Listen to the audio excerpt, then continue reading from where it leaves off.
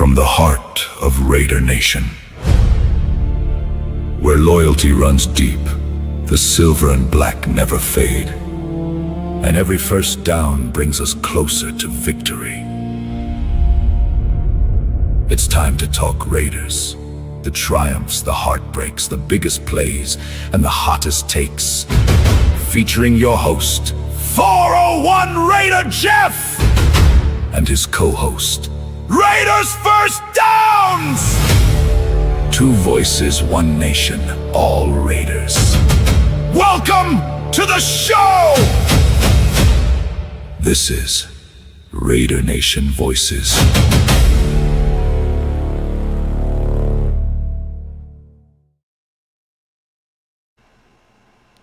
What is up, Raider Nation? Welcome back. Welcome back. It's been a while since Jason and I have been on together. It's been a minute. But we are live. We are here. We are living. Yeah. So, new intro Jason made up. I think it was pretty killer. I liked it. I liked that a lot. So, thank you, Jason, for making that. That was actually pretty damn good. It was cool. Yeah, anytime. Cool. I like the way I morphed into like some sort of superhero firefighter. Mech firefighter. And you look like the Silver Surfer with a hockey mask on. Well, everybody, training camp is here. Finally, we got a few days into training camp now. First preseason game of the NFL season kicks off on Thursday night, the Hall of Fame game. So football season's starting to really feel like it's here. Right? You feeling that now? You feeling it, Jason? Yeah. You can, the hot weather and the blades of grass and bring you back to the days of the sweaty days when you take your pads off and you're all wet and hot and grass stuck to your face and good times. Kind of graphic, but okay, I'll go with it. You know what I'm talking about. Yeah. So we, like I said, we're back live now. So training camp's in full swing now. We're getting some reports coming out of camp that are positive, I would say. Seeing finally some continuity here. What's your initial feeling so far from what you've heard and what you've seen as far as any reports coming out of our camp? So in the mornings when I listen to the morning tailgate, they're there in the morning at 7 o'clock in the morning. They go live at 7 o'clock in the morning, and so they're already there, and you can hear them. And like last year, this is different. This is different. Well, this year, one of the things that they pointed out is what we're seeing is, and this will make you happy, is the offensive line coach is coaching. He's actually demonstrating the techniques, which is he's more of a hands-on type of guy. Been around the business for a long time. He knows how to coach. Probably one of the best of all time to ever coach in the NFL as an offensive line coach. And it's going to pay dividends, my friend. It's going to pay dividends. Hope so. Yeah. So let's check in here. Let's see who's stopped in to spend some time with us tonight. We've got A.O. Anthony in the house. Tokyo Raiders here. Raider Ben stopping in. What's up, Ben? What's up, Ben? Cool Kev's in the house. Cool Kev. Not a bot. Rorschach's here. What's up, Rorschach? We've got Darren. And Not a bot says, we ain't ready for some football is what I take away from it. I don't know about you. I'm ready for it. No, I'm ready. Yeah. Darren says, imagine an O-line when we have a coach. Correct? Right? I mean, all indications point to it should be a good front starting five for this offensive line, being coached the right way. Like you said, if he's out there actually showing them physically how, what to do and how to do it, I mean, that's something that didn't happen at all last year. Yeah. Last year's coaching staff was here to just collect a paycheck and talk to chicks. Yeah. There's been plenty of video footage and shit and pitches showing him staying on the sidelines instead of being with his offensive line squad over there talking to women on the sideline. So it was such a waste last year. Manuel's in the house. Look at this. Look who popped in. We got Coach Oh Gravy yeah, tonight. What's Coach up, Gravy. Gravy? What's going on, Oh brother? yeah. Long time no chat. So we didn't open up the phone lines just yet. We will definitely let you know once we do, but we are going to do them. We will open it up. So I am going to point some questions directed to you, Jason, and to the chat. So training camp so far. I know we're only a few days in, but what have you heard as far as who's actually standing out? Like who's making noise there? Well, Hakeem Massis, obviously, he's like playing with the ones, as a fifth round pick. I mean, that's pretty impressive. Early What's into up, the camp. Yes, they haven't put pads on. Yes, he's a little bit more slight physically, so it's going to change the dynamics of that. But just the mere fact that he's picking up all the information, retaining it, and staying on top of it at this rate, that's pretty impressive. Pads come on tomorrow, or is it Monday? Monday, I think. Monday. I think they just started using their gator pads, I guess what they call them. And then I think it's Monday. Don't quote me on that. I'm not absolute on it. I'll know more. Well, we'll know more tomorrow when they practice tomorrow, whether or not it's tomorrow or Monday. Yeah. So, but pads are coming on, so so. And that's where things start to take shape, and unfortunately with pads going on and the hits coming, let's face it, there will be injuries. Let's face it, definitely it's going to happen. It happens in every training camp, no matter what team. You're going to have these bumps and bruises. As long as it's nothing that's season-ending or career-ending. I know something went down yesterday with Quiddy Pay left practice early with the trainer, but he walked off under his own power, so that's a big positive. They haven't really said. I still haven't seen anything. I don't know if you've heard anything. No, I haven't heard anything yet either. I heard a rumor it was possibly because of dehydration, and they kept him out of practice the rest of the day. So if it's just dehydration, that's fine with me. Then I know that's nothing serious. But something good did come out of that, though, because once he went down, or once he left, they moved Kuntz right into his immediate spot after that. And Kuntz was taking that, first team snaps from there. So that just tells you that Quiddy Pay's definitely solidified himself opposite of Max, and the immediate backup for him is Kuntz coming out there. So that is a positive in a way, I guess you could say. But other than that, I haven't heard of any other injuries in training camp. Have you? No. It seems like our health spectrum right now is pretty damn good. So yeah, just be happy we're not in the NFC South. The NFC South is getting decimated. And the 49ers. With season and the 49ers, too. Yeah, you're right. I'm telling you, I would not be surprised if we win that game. It just, to me, the 49ers it looks like a shit show right now.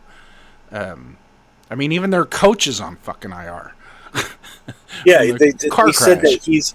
Yeah, I was reading something on the show last night about him, and it said that his duties were reduced coming into training camp, right, because of that accident. So, yeah, I don't know what that fully means. If he's going to face any type of disciplinary action, I don't know. I mean, it all remains to be seen as far as what happens with that accident. The severity. I'm calling shenanigans on that situation too, because look how long it got before it got reported since the accident, and he admitted he caused the accident, but yet the primary collision factor was her.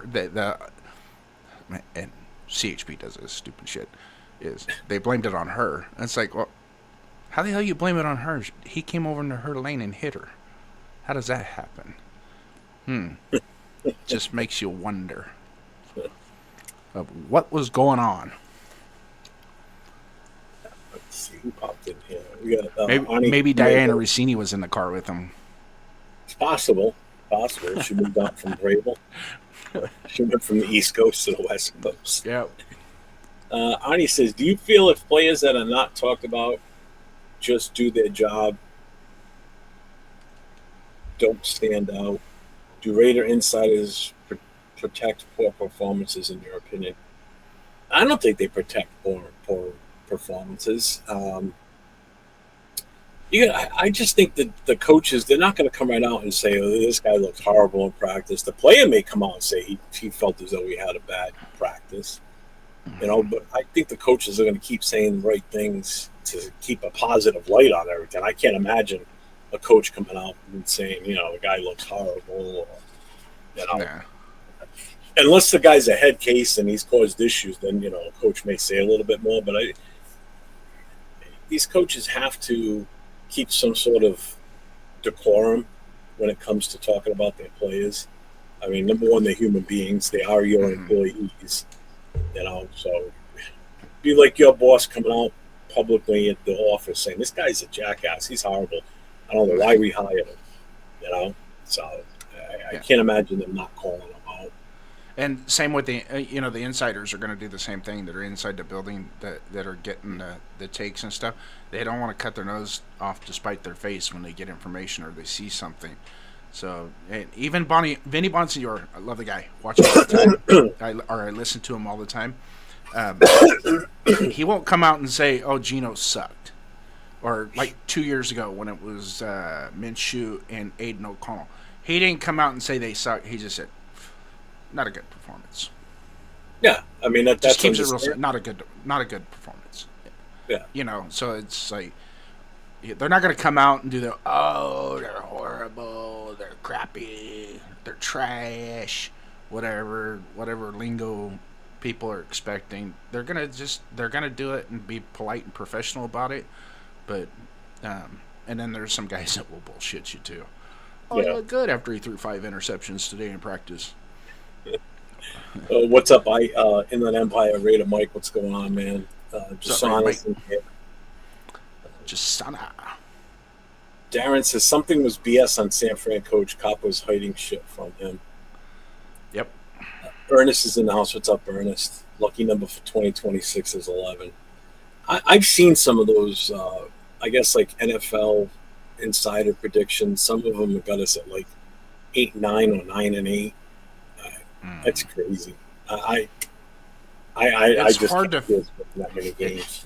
It's really hard to fathom that kind of win total. It really is. I mean, yeah. I can't. I'm sorry. I just can't see it. I mean, if it happens, that's awesome. I'm fine with it if it happens. Well, but here's this. This is what I ask. Let's say it does happen. Let's say we go 8-9 wins this year. Right? Are you going to be like, oh, we're just going to do that much better in 2027?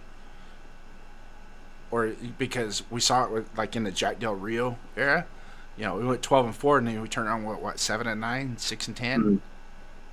Mm-hmm. After like we saw so much promise in 2016, and then 2017 it was like,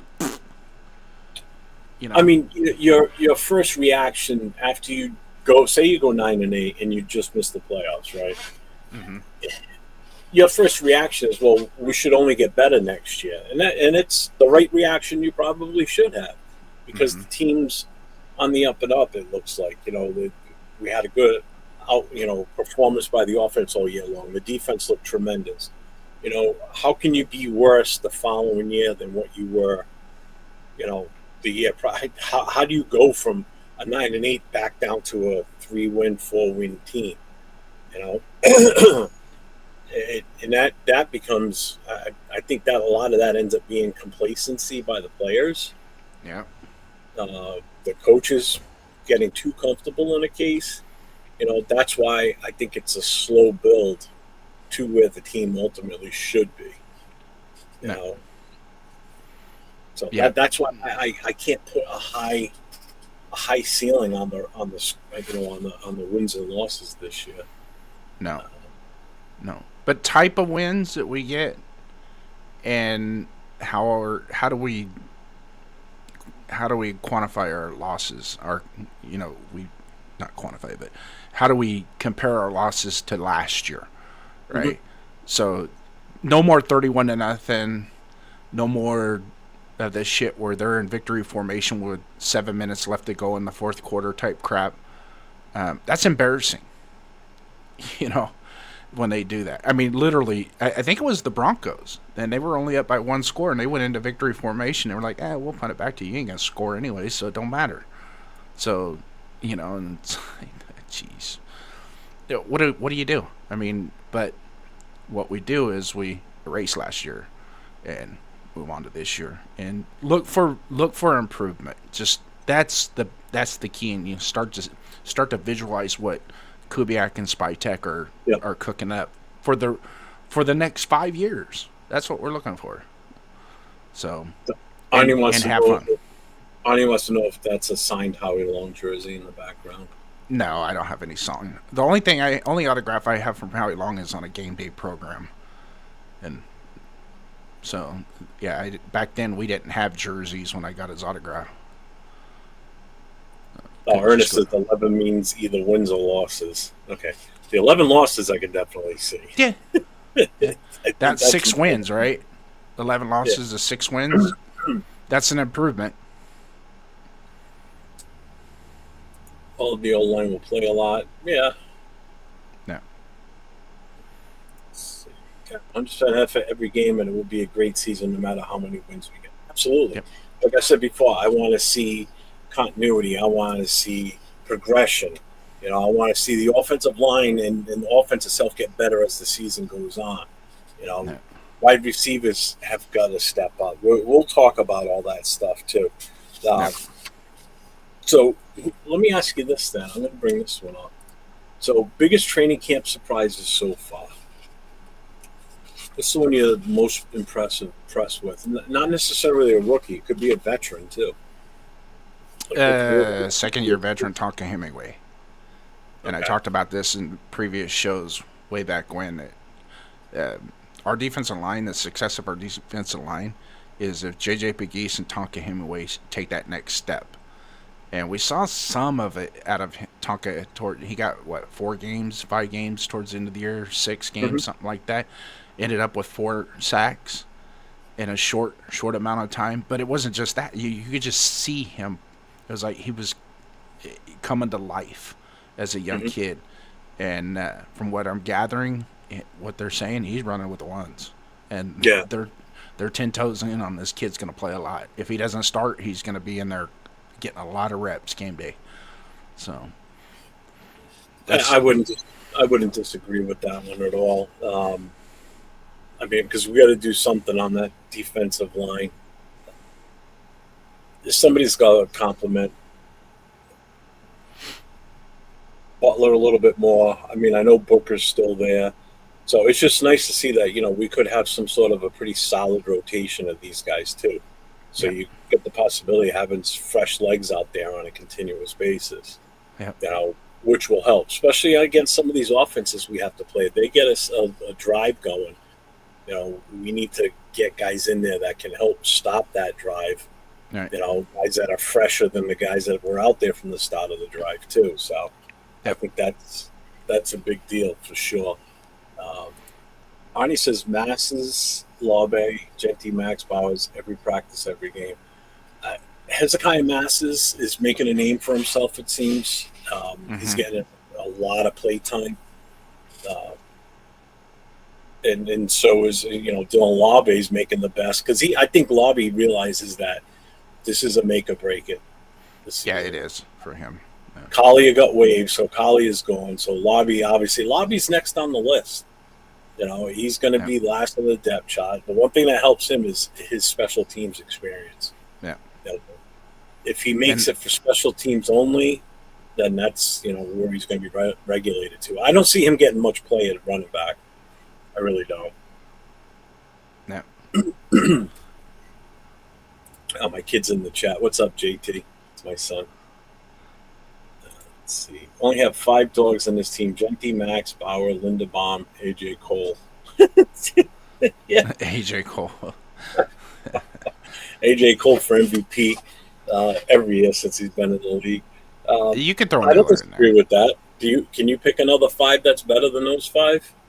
I can throw. A healthy Colton Miller. You could throw him in there. Take out AJ Cole. Yeah, we'll just start leapfrogging AJ Cole because he's a punter. I'd say Miller, N'Kobe Dean, Quay Walker.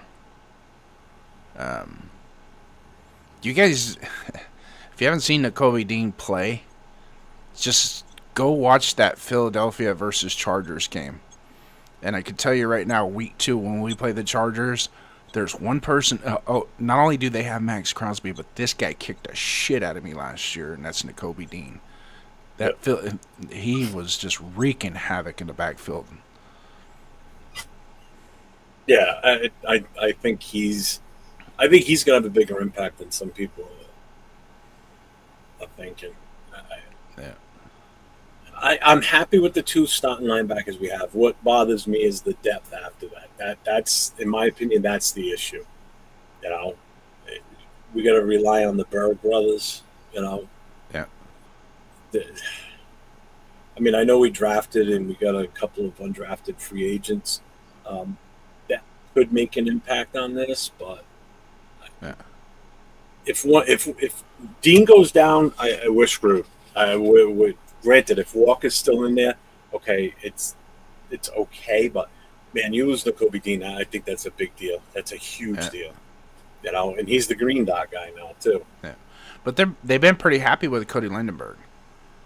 Shout out to 805, our 7th rounder out of Minnesota. Cody Lindenberg. Yeah, they're pretty happy with him. And you know, you look at his physical makeup; he physically looks like a middle linebacker. And he's got some twitch. I just think it's just a matter of putting his game together at the NFL level and improving. Definitely. Shout out to Rorschach with the $4.99 super chat. Raider Jeff and Jason Downs. Here's to the Dunkin' Donuts Iced Coffee Fund. It's nice to be back, fellas, and to see and hear Raiders info. Yeah. We're back tonight, but you got something next Saturday, right? Nope. Not till September 4th. I am good to go. September 4th. Oh, I thought you had to. When'd your daughter's wedding? My daughter's wedding's in October 18th, the day we play the Bills. Oh, all right. So we'll be back next week then. I was wrong. Yeah. So there's, I have 3 dates. One of which is with you that we're both going to be off. Yeah, we'll be in week Vegas. 1. Because we'll both be in Vegas. Who knows? Maybe we could throw something together and do. I'm not taking no laptop or anything, so I'm taking all my shit. But I'm going to be going for 2 weeks, so it's a little different. Yeah. But so that week we won't have a Raider Nation Voices. September 4th, I'll need somebody to fill in for me, and October 17th, I'll need somebody to fill in for me. All right. Do I get a pick? Huh? Can I pick who fills in for me? Yeah, okay. Okay. Within reason, I guess. Within reason. I can get a good stand-in. Trust me, I can find somebody. Don't get me like I'm not bueno or. Seriously, you're gonna bag on I'm not bueno already. Rorschach hadn't even got a chance to dig him out of the closet and bring him up to the stage for us yet. So there's a fresh gallon of milk in that refrigerator, so we might not see bueno till later on. Yeah, right. What's up, Lucky? I see you in here. Dixon Sight is here. What's up, Dixon? Dixon Cider. Baker Wider. Lewis is in here. What's up, man? How you doing? What's up, Great Value Rock? What's up, man? Zeke Mass is the real deal or intimidation? It sure as hell seems like he's the real deal. Yeah. That's what I'm seeing from the reports coming out. And it's funny. I talked about this Tuesday night with Leo on Mostatoria show. I know early in the season or earlier this year, before the NFL draft, everybody's doing their mock drafts and everything. I know I had grabbed him a couple of times in some of my mocks, but I saw a lot of Raider content creators that would do mock drafts were consistently drafting him at some point in the draft. Mm-hmm. So that's what kind of started me really kind of paying attention to him. And then when I started looking into him, I'm like, all right, this guy could be a good, later round type pick. And then bang, we end up with him, So it's like, and again, if he turns out to be what his potential seems to be, I think we scored big with the secondary draft picks this year. I think we hit some home runs here. Yeah, if we can get two of those picks to hit, that's a win-win. Let me tell you. I mean, right now you're looking at Massis is having an impact. Stooks is having an impact. And then if McCoy turns out to be, play at that level that he did when he last played in 2024, you're talking about three guys that are going to be the future of the secondary for a long time to come. Yeah. And you look at where we got a guy like McCoy, 4th round. A guy that probably would have been a first round, very early second round had he not been injured. Oh, they had him slated top 10. Yeah. He was a top 10. I mean, the fact that he fell to us at number 4, and I've said this before, he's low risk, high reward type guy. Yeah. So I mean, I think this is probably one of the better drafts I've seen come out of from this team in a long time, because we got guys that can play across the board here. Mendoza, that was a no-brainer at number 1. We all, as bad as some of us wanted to trade back, we knew that wasn't going to happen. It was just a matter of trying to hold out hope for it. But then you look at Crawford and you look at Stooks, and you look at Masses, McCoy. I mean, we got some guys here that can play. And they come from good programs. So I'm excited to see where some of these rookies end up. It's going to be interesting. Big Luck, what's up, Big Luck? What's going on, man? Countdown is at 39 days right now. 39 days, and I will be landing in Vegas. I think mine's 41. Come in 2 days later. Yeah. What's up, Kenneth? What's going on, Kenneth? Kenneth? A lot of people rocking here with us tonight. We got 36 in the house. Yeah. So hit those thumbs, man. Yeah, make sure you guys hit those thumbs. If you're not subscribed already, make sure you subscribe to both channels. I'm 401 Raider Jeff. My buddy next to me is Raiders First Downs, better known as Jason Downs, but his channel is Raiders First Downs. Make sure you sub to both channels, hit the notifications, hit the thumbs up, share the show, man. Get it out there. This is a live call-in show, so we will be opening the phone lines in a few minutes. Yep. And you guys are more than welcome to call in. Just a little note on the phone calls.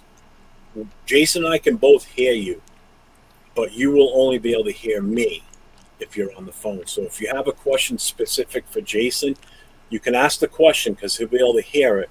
But if you want to hear his answer, your best option is to hang up and then watch the response on YouTube or whatever, wherever you're watching from, so you can hear it. Because if you're trying to listen to it through YouTube while you're on the phone, the echo and feedback is horrible. So make sure you turn your YouTube volume down before you guys call in. So just wanted to put that little public service announcement. So I appreciate that.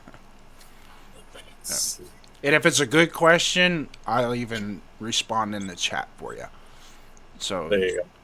That way it's we're gonna get this bug worked out one way or another. If I have to I got to buy the equipment and figure that out this week more. It's just driving me nuts. So Dixon says, I don't think anything serious that people report in training camp. I get that. But when you got people there that are seeing the physicality of how some of these guys are, that's different. Somebody that's coming off of an injury, coming back to practice, like Max, like how does he look out there? Coming off the line on the snap, making those cuts. Does Genty look like he's making better decisions? Even though I know it's helmets and shorts, but is he looking like he's making progression versus what he looked like last year? Somebody's getting a phone call. It's my old page is still going off. So I'm just trying to catch up here in the chat. Let's see. Silver Smoke's in the house. What's up, Silver Smoke? Dennis, I would be willing to bet 1 dozen Dunkin' Donuts that Mendoza starts at some point this season. I mean, I think he'll probably start at some point, but I think it's at the end of the season, obviously. Unless he pulls a Derek Carr in training camp and just totally mystifies everybody and just lights it up and leaves no choice but to start him, then by all means start the kid. If they feel as though he can handle it, then start him. Yeah. Now you're going to get that value for that pick too. He's going to start right away instead of sit. Well, I don't really see the value in the pick until the second or third year, anyways. So it's No, I usually get that too. Let's see. Today was a special day in Raiders history. I believe in August 91 or 92. I was 91 or inducted 92. into the Hall of Fame. Yeah, it was 91 for him, wasn't it? 91 or 92, I can't remember. I thought it was 91. Why throw Mendoza into a shit suit? I get it. I get it. But if they feel as though he's ready and they're confident in the line protected him, I mean, then why not? You know, I again better sooner than later, to be honest with you. You know, because that will make the whole Kirk Cousins thing an easier decision comes next. You know, before the NFL, the new season or the new year starts in 2027. No. And I don't think this is going to be a shit soup like last year, because one of the things that has been pointed out in this training camp is there's really not a whole lot of fluff in these practices like last year. Not a whole lot of people dancing in line with the music blaring, waiting. You know, hey, you're next up in line. Oh yeah, my turn. Everybody, it's real fluid. Everybody's moving. Everybody's getting to their spots, and they're getting their reps in. Because one of the things that Kubiak was going to drive home, and he said this when he first got hired, was we only have a limited amount of time out on the field. We got to make every minute count. So it's like, you know, eventually they'll get their music so they can rock out while they're practicing. But right now, that's not the time. It's get to it. We're full steam ahead, and we got a lot of material to cover before we put the pads on. So let's get after it. So let me ask you this: we're looking at position battles that are heating up. So if we start with the quarterback, so right now the pecking order is Kirk Cousins, Mendoza, AOC 12. That's what they got it listed at right now. So do you think it's settled completely, or can this change in camp? What's your take on that? Yeah, it can change in camp. Most definitely it can change in camp. It just depends. It all depends on his progress and how he gets up to speed with the offense. Because they're not going to put him out there if he can't call the proper line protections, he can't call the proper checkdowns, or get into the right play. Because he's going to be given 3 plays now when he goes to the line of scrimmage, not just one. There's 3 plays, and you got Tyler Lindenbaum to work with. That's a huge asset, man. Because I was watching a thing today on Travis Kelce and Jalen Hurts, and that was one of the things that Jalen Hurts really depended on Travis Kelce to get them into the right play. He would change out of a play, and it's like he would turn around and look at him like, "Oh, Jason Kelce." Yeah, Jason Kelce. Did I say Travis Kelce? Yeah, you did. That's why you had me confused for a second. I'm like, wait a minute, Jalen Hurts never played with Travis. You had me confused. If I said Travis Kelce, I'm sorry. No, we all know it's Jason Kelce. The good Kelce, not Mrs. Swift. Yeah. So, and that'll be huge. So it's going to take time, man. It's a different position than the other 21 that are out on the field. So he's got so much more that he's got to digest before they can put him out there. So be patient. And just because Kirk Cousins has a bad game, don't be screaming, "He sucks! Get him out of there! Find him Mendoza!" Then you put Mendoza in, and he's not ready. It's going to happen anyway. You know. Oh, I know. It happens at every franchise that gets a first-round quarterback. If Kirk Cousins starts game 1, right, as soon as he throws an interception, you're going to hear it. The fans are going to start screaming, "Put Mendoza in!" You know they are. It's just the way fans are, you know, and with him being anointed the chosen one, the next greatest thing since sliced bread to ever hit the Raiders, they're going to want him out there. The fans are going to be screaming for it. You know what's going to happen. But I just want to make one note. There was a video out the other day of somebody watching Mendoza going through like the mental reps. I talked about this with Nate on Thursday. And the person was complaining, or not complaining, but pointing out, why is he getting so low when he's in that mental stance, like taking the snap? And the way I explained it, because that came up on Thursday night, the way I explained it is, number one, you're talking about a guy that has very, very limited time taking those snaps out from underneath center. Okay. Mm-hmm. So the more you do things, the more your muscle memory kicks in and you get used to it. So he hasn't had that chance of, I think it was 10 snaps on the center last season. So I think it was less than that. yeah, so his muscle memory is not there because he didn't do it enough. The repetition wasn't there for him to fully grasp that. So if the whole coming out from under center is going to be fairly new to him on a for it to be a more consistent basis based on the offensive system, he's still not sure in his own mental process of how low he has to actually get to receive the snap. That's one aspect. The other one is that may be how low Linderbaum gets. Every center has a different center of gravity when they go up to hike the ball. They all have a different height to their ass. It's not like it's a uniform height. How do we even say it? Like a coach doesn't tell you, like, you got to make sure you're at this degree with your knees and all that. No, it's how low you are as an offensive lineman at center that gets that way.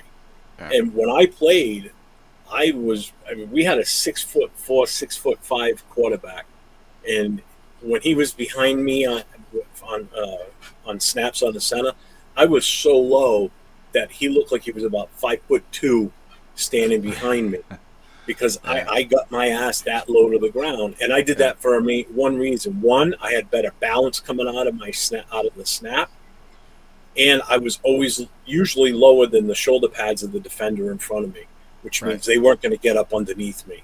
And that was the big thing. If you can keep that center of gravity low, that's how, as an offensive lineman, you keep the better position against your defender. So each offensive line or each center lines up differently. So that may be where Linderbaum sets his ass before he snaps the ball. So again, he may still not understand like how low he has to get, or if he even gets up taller, because who knows at this point. So for them to sit there and say, why is he doing this? Give the kid a break. He's still learning that facet of the game as a quarterback. It's not something he did, repetitiously, where just you get down in that stance automatically because, this is what you remember doing all the time. And again, that's that muscle memory thing. So, that's going to be some of the learning curves that he's going to go through in training camp. But again, that's where he gets all the kinks worked out of it. And hopefully he gets a shit ton of play time in preseason. I'm sure that's what everybody's hoping for. Yeah. And the important part about that is those will be times where he can be hit. So you're not going to be wearing a red jersey.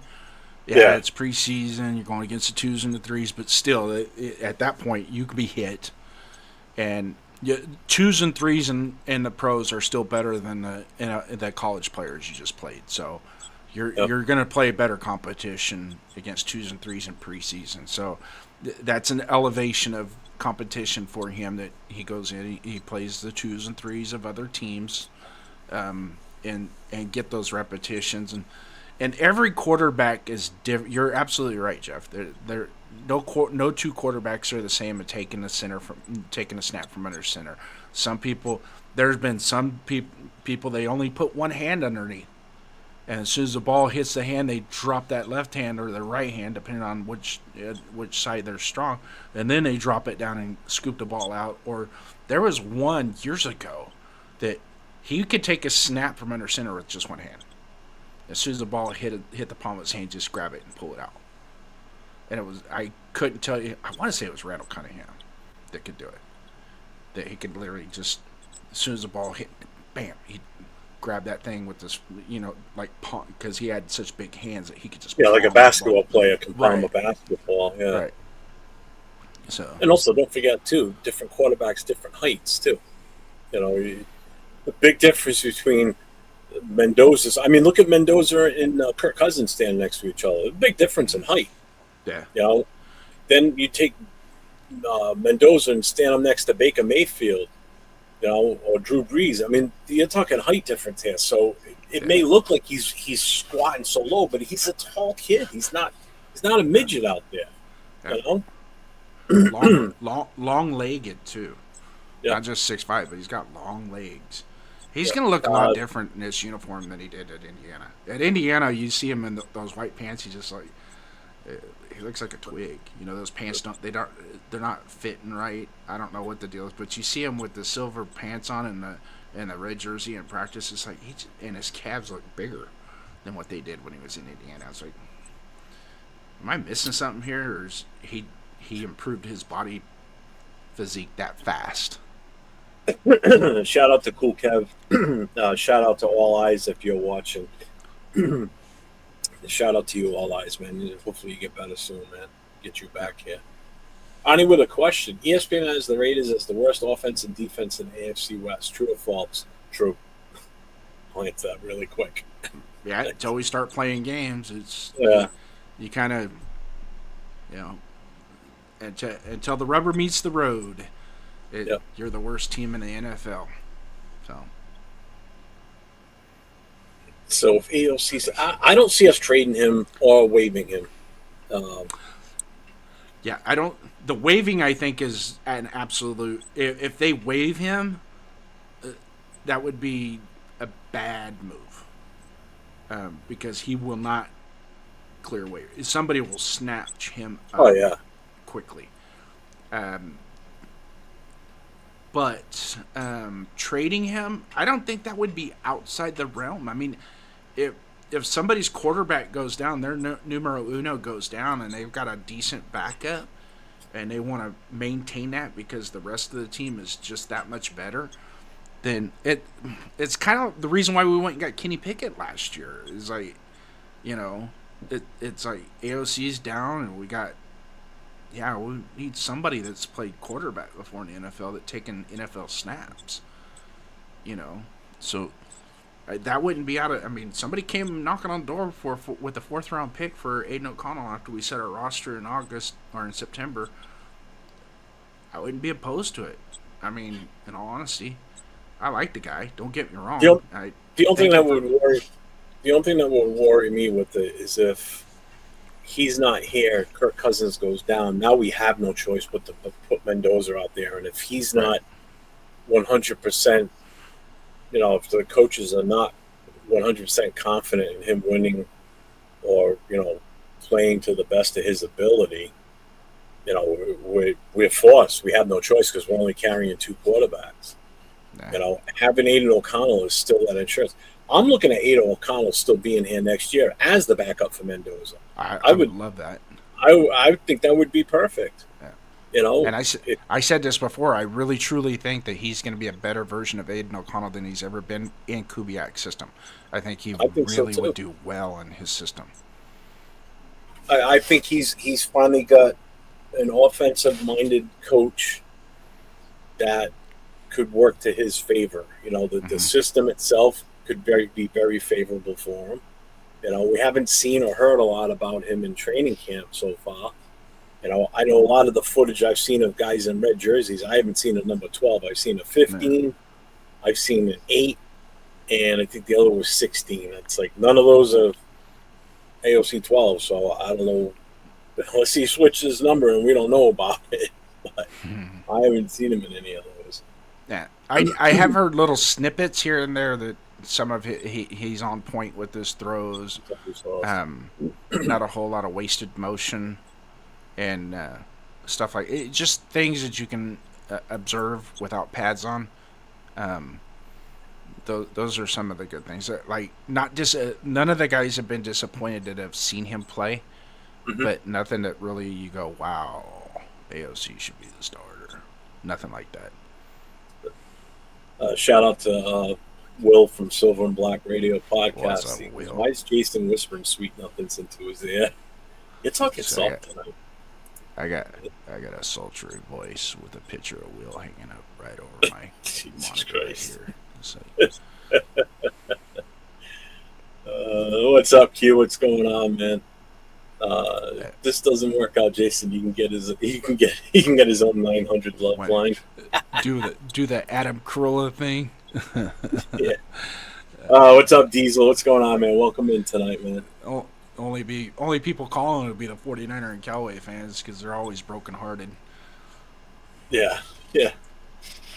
We back, man. August 1st is going to officially the dust off the whole room of Raider gear. Yeah, right. Get ready for the new season. Yeah, I'm actually buying some Raider swag this year. I didn't buy anything last year. Yeah, started out with these. Got me and my wife these matching baseball jerseys. Show them the sleeve. Show them the sleeve on. Thanks to so I had this friend. I got this guy. I know this guy in Rhode Island. Really cool dude, man. Yeah, and he made a logo for me last year when I first got introduced into this YouTube stuff, and he made this logo for me. I said, you know what? I'm gonna put that on this shirt. So, the only bad thing is I paid for the stitch. It's a freaking screen print put on another piece of material, then stitched on. That's like suckers. They screwed me over. Sorry. But everything else is cool. I got my.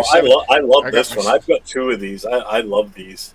I got my 75, and then on the back, JD. Got my JD on the back. Did you see that? And then my wife has got Yoli for her name on the back. And I was gonna put Mickey Mouse on the sleeve for her. I said, "Stop bullshit. I ain't putting no Mickey Mouse on Raider swag." Yeah, that is a cool looking one. I like that. Yeah. I got my name. The Raiders logo on this one. AFC, NFL logo on this sleeve. And one of the guys in the chat, it has to be, I want to say it was Arnie, because Arnie has just been filling up the chat box with nothing but great takes. Mm-hmm. But I think it was him that mentioned, if you were to buy a jersey of a current player this year, who would it be? Whoever put that in the chat, come back with it. Let's talk about that. Because I actually am contemplating. I am old school. I like my old school Raiders. But I hate to tell you this, it is hard to find throwback jerseys now. At least for guys our size. You can still get a schmedium, which would fit 805, but because I know he's listening. He's got to be listening. Just say something bad about Adam Butler, and he'll chime in if he's listening. Oh, yeah. The fact that he's going to be the backup to Thomas Booker and Tonka Hemingway. Yeah. Oh, he might even be traded. Yeah. Which I'm fine with. We can trade Adam Butler. Yep. Yeah. I thought about that, getting a jersey with your own name on the back, but that's what I got. I got this one, but I still think I'm leaning towards Bowers. A guy that's 6'4", 320 pounds, wearing a number 2 jersey just doesn't look. You would probably think I was a white version of Jamarcus Russell coming at you with that jersey on. Okay, so I can't do that. So love Genty, but I'm not wearing number 2. 89, that would be cool. I think I'd go with 89. But you got to admit that potty foul. Who's that? Rochat? That's a lot of fabric. You know what? Yeah. So, I mean, even from my end, you know. Oh, I didn't know you wanted to get involved with the discussion, Mr. Helper. Nice, Rochat. Which current player on roster jersey would you buy? So that was Arnie. I think I'm leaning Bowers, bro. Leaning Bowers or Linderbaum. I think I'd look good in a Linderbaum jersey. For me, at this point, the only one I would get would be Colton Miller. Yeah, because he's gonna be riding out into the sunset here pretty soon. And at that point, he's been tenured enough where I could feel confident getting his jersey. Yeah. And I say the same thing about Max. He's been here long enough that you can. Yeah, and I mean the close second would be a Max jersey. Other than that, there ain't no one else on this roster that I would get a jersey of. Yeah. On the current roster.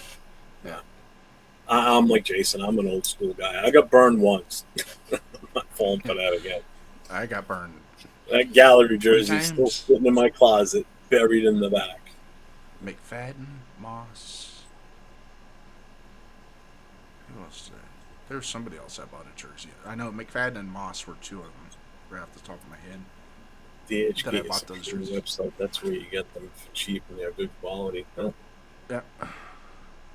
I don't know exactly. Mendoza top sellers. You knew Mendoza was going to be a top seller. I mean, it's Yeah. a no-brainer. Well, I put 15 on my wife's jersey. It's not 75. What do you mean you used to have it? What'd you do with the auto jersey? Would you sell it or would you lose it? Yeah, that would be a loss thing. I wouldn't sell it or give it away. Oh, white Yeah, version of lose it. Jamarcus Russell. That's exactly what it would look like if I wore number 2 jersey. You'd be like, oh my God, here comes Jamarcus Russell. We had one. We had a Russell jersey here. My wife, Dawn, wore it. And then she goes, what am I going to do? I said, easy, give me it. And I just peeled off ripped off the nameplate on the back and just left it blank now. So she just wears the number 2. But at least now Genti's here. So, I mean, Nah. so if somebody sees a number 2, at least it correlates with an active player that's a decent player. Yeah. You know? Just rip the nameplate off the back. That was before I realized JPJ may not be what everybody thinks he is. Because I really don't. I'm having some serious doubts about him right now. Yeah. I really am, and I'm not alone. So it's not like I'm out here on a limb by myself. There's a lot of people. There's a lot of analysts that are saying the same shit too. That he's definitely fallen off since his rookie year, and even his second year.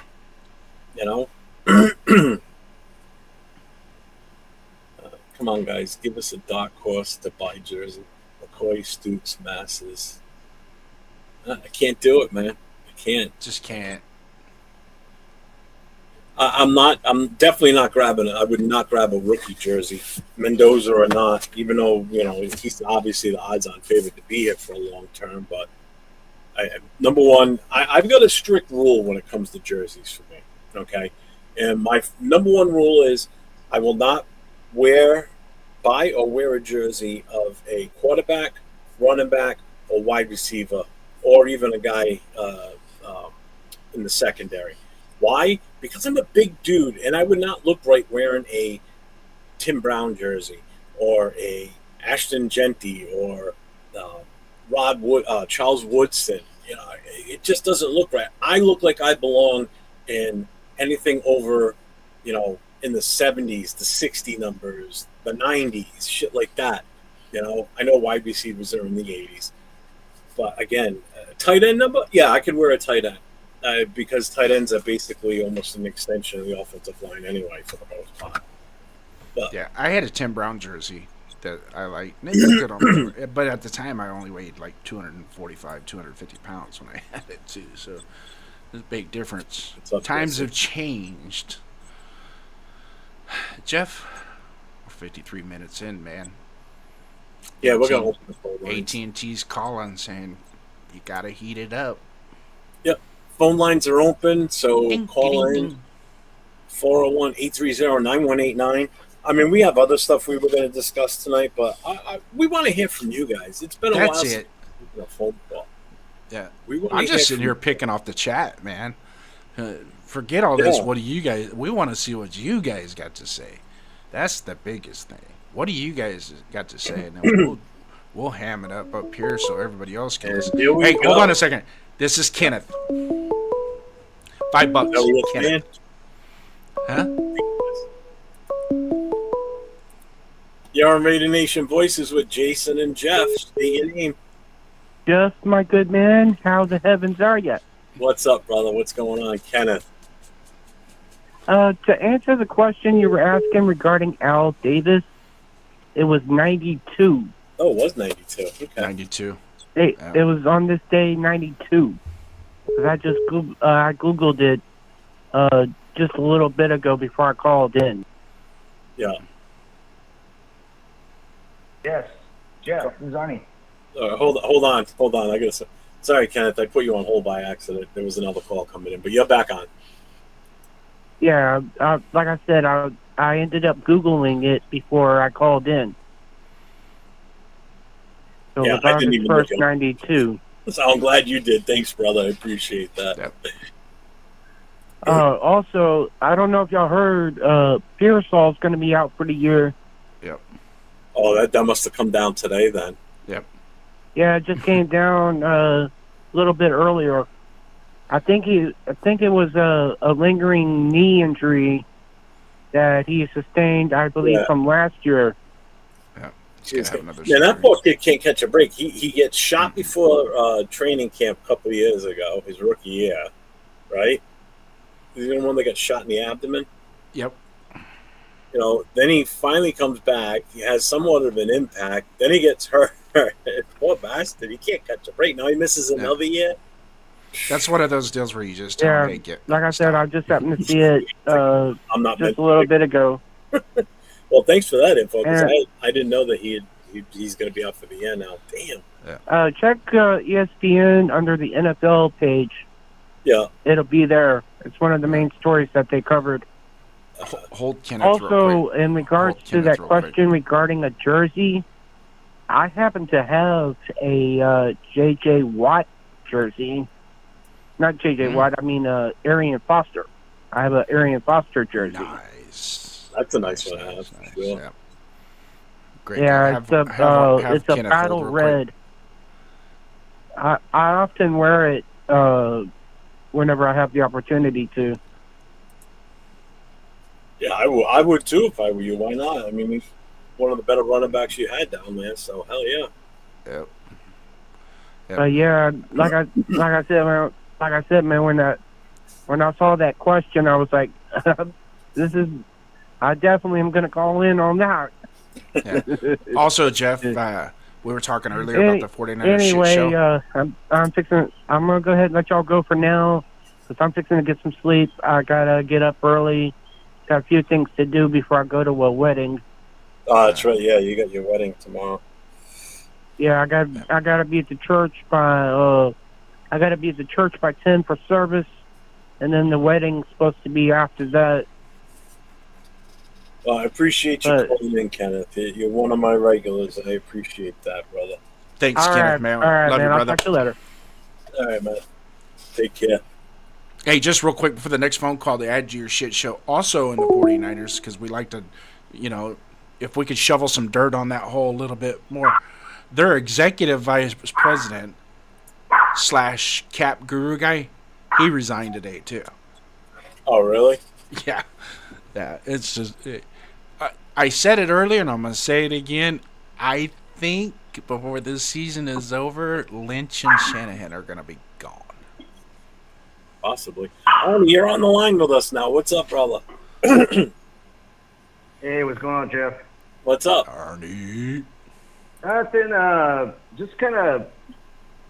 I don't know. It gets a little frustrating being a Raider fan because like every year it's all the high hopes, and then and the shortcomings we have every year. It's going to be a rebuild, as they say, and they just reboot every year. Yeah.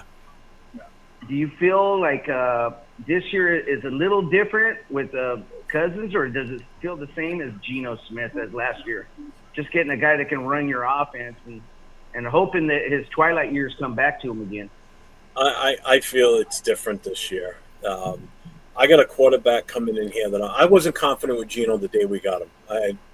I never was in Geno's corner, no matter what team he was with. Even though he had success when he was in Seattle, I just didn't see him being a fit here. Cousins feels different. He's played in this system before. He's got experience with it. He's won games. He's had tremendous games with incredible stats. This is a guy that can stay. If he stays healthy, he can do some damage out there as a quarterback in this league. And just the thought of him being paired up now with Brock Bowers out there, looks like we're going to have a real good running game. If the offensive line, if they can solidify the starting five and get everything to gel right, I've got all the confidence in the world that this offense is going to put points on the board. Yep. You know, unlike last year where we struggled to get points on the board on a consistent basis. You know, Yeah. one game we get shut out, and the next game we go to Houston and almost beat them. You know, I mean, come on. It's like there's no consistency last year. Hoping to see that this year. No.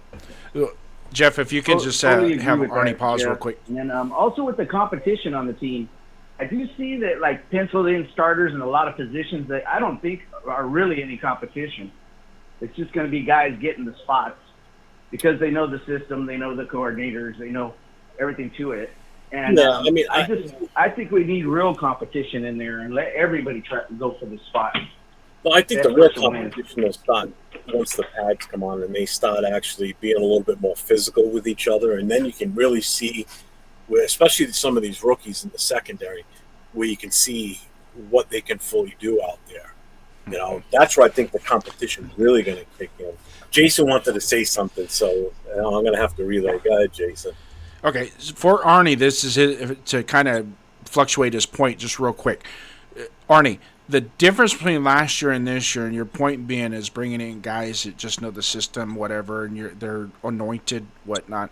The difference between that regime and this regime is they actually brought in players, not so much their guys, but they brought in veterans that have youth, right? Yeah, they brought in Kirk Cousins, I get it, but focus away from that real quick. Linderbaum, 25 years old, 4 years in the NFL, two-time Pro Bowler. Kwity Paye, who was productive in Indianapolis, wasn't the first round pick that they thought he was going to be, but he still had some production. And then you have Quay Walker and Nakobe Dean. Both of those guys have been absolute in the NFL. How they came to the Raiders, I don't know. I'm glad they're here. But that's the surprise of our offseason, is the fact that we were to get those three picks or those three free agents to come to us at the time of their career, at the price that we might have overpaid for Linderbaum, we might have overpaid for Quay Walker a little bit, but you go watch those Green Bay games, that dude is everywhere. So, and so we have a veteran youth movement. All right, let me other youth. Let me try and I'm not going to be able to reiterate all that. Just focus on the youth of the free agents, and I'll be right So back. I'm basically, going to go what he's saying is because of the difference between the regime last year and this year is it's veteran players coming in this year, unlike last year where we brought veterans in, but they were older veterans. This is more of a youth movement with the veterans that they brought in. And he's true, and he's right too. Is if you think about Linderbaum's been in the league, 4 going on 5 years. Walker and Dean only like 4 or 5 years in the league, so they're younger veterans, but they're extremely skilled in their positions. So that's the benefit of this year's regime and the staff that's here and the players they're bringing in versus last year. Pete Carroll brought in guys that were older. He went for that true veteran, experience over time type situation. Granted, the oldest one we brought in obviously is Kirk Cousins, but you're looking at him as he's the short-term solution to get this team moving in the right direction. Because obviously your future is Mendoza. So yeah, I get what Jason's saying there. It totally makes sense, 100%. And welcome in, Edgar Souza. I see you in the chat, brother. Yeah, I was going to tell you too, Jeff, that how do you feel about the ranking of last year's class? How do you think they're doing development-wise? How do you grade Spytek's last draft? I know it's just 1 year, but what do you? Yeah, no. I get development the question. It is tough after 1 year, but my biggest thing on all this is how many of those players drafted last year were Spytek's versus Pete Carroll's. Yes. And we don't know. We don't know exactly. But we know Pete Carroll had a heavy hand in this. I would like to think that if Spytek had ultimate control over that draft in 2025, we wouldn't have Betch on this roster. I wouldn't have Thornton on this roster. We wouldn't have made the trade backs that we did and still taken some of the players that we did. I have all the confidence in the world in the 2 offensive linemen we took last year. I'm hoping they contribute a hell of a lot more this year, especially with a bona fide offensive line coach. Genty is what Genty is. You know, he's the top dog for us in the running game. Still think he was picked a little too early, is my opinion, but can't cry over spilt milk. No, he's got all the talent in the world. He does. If he puts it together, we get a good line. He could be a superstar. Yeah. Right? I mean, the wide receivers, I'm giving a incomplete F, whatever, one of the worst grades you can give. The wide receivers we grabbed last year were absolutely dog shit. Totally agree. Totally agree with that. Offensive linemen, I'm giving them like a C because it's not their fault necessarily, because I leave it this way. Caleb Rogers should have started way earlier in the season last year. I had predicted he'd be starting by the bye week. And he didn't start until like 5 games after that.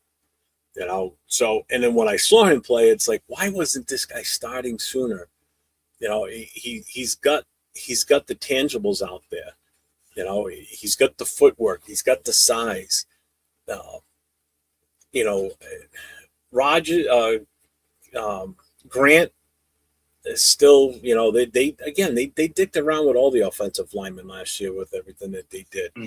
The running back is what it was. You know, to be honest with you, I think overall, as of right now, it's a failing grade overall for the 2025 draft. I mean, the only one that was worth anything coming out of that draft has been Genty. You know, Porter. I think Lindenberg, I think, is going to be a good depth piece.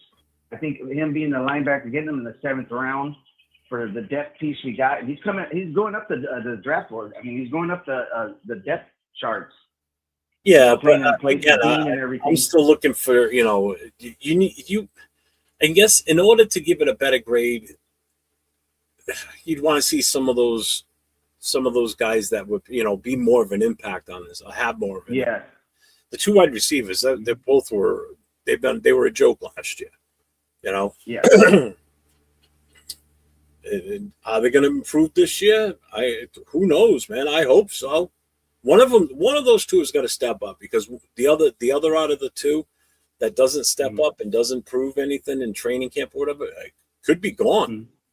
But Jeff, I did have a question for you on that. I kind of just got this right now from thinking about it. Out of the draft class, who do you think played the most snaps out of that whole draft class? From last year? Yeah, from last year. Oh, it had to be Genty. Yeah. So it was Genty and Darren Porter, right? Yeah. Do you think those are Pete's draft picks? I think Genty was his pick all the way, and probably I think Porter was too. I think Porter was too. That's why they started. Yeah, and Porter was a converted wide receiver too. Another guy that was used to be a wide receiver, just like Richard Sherman was a wide receiver at one point. He had, and that's what I think he was trying to. If he was going to be here long term, is what he was looking to do.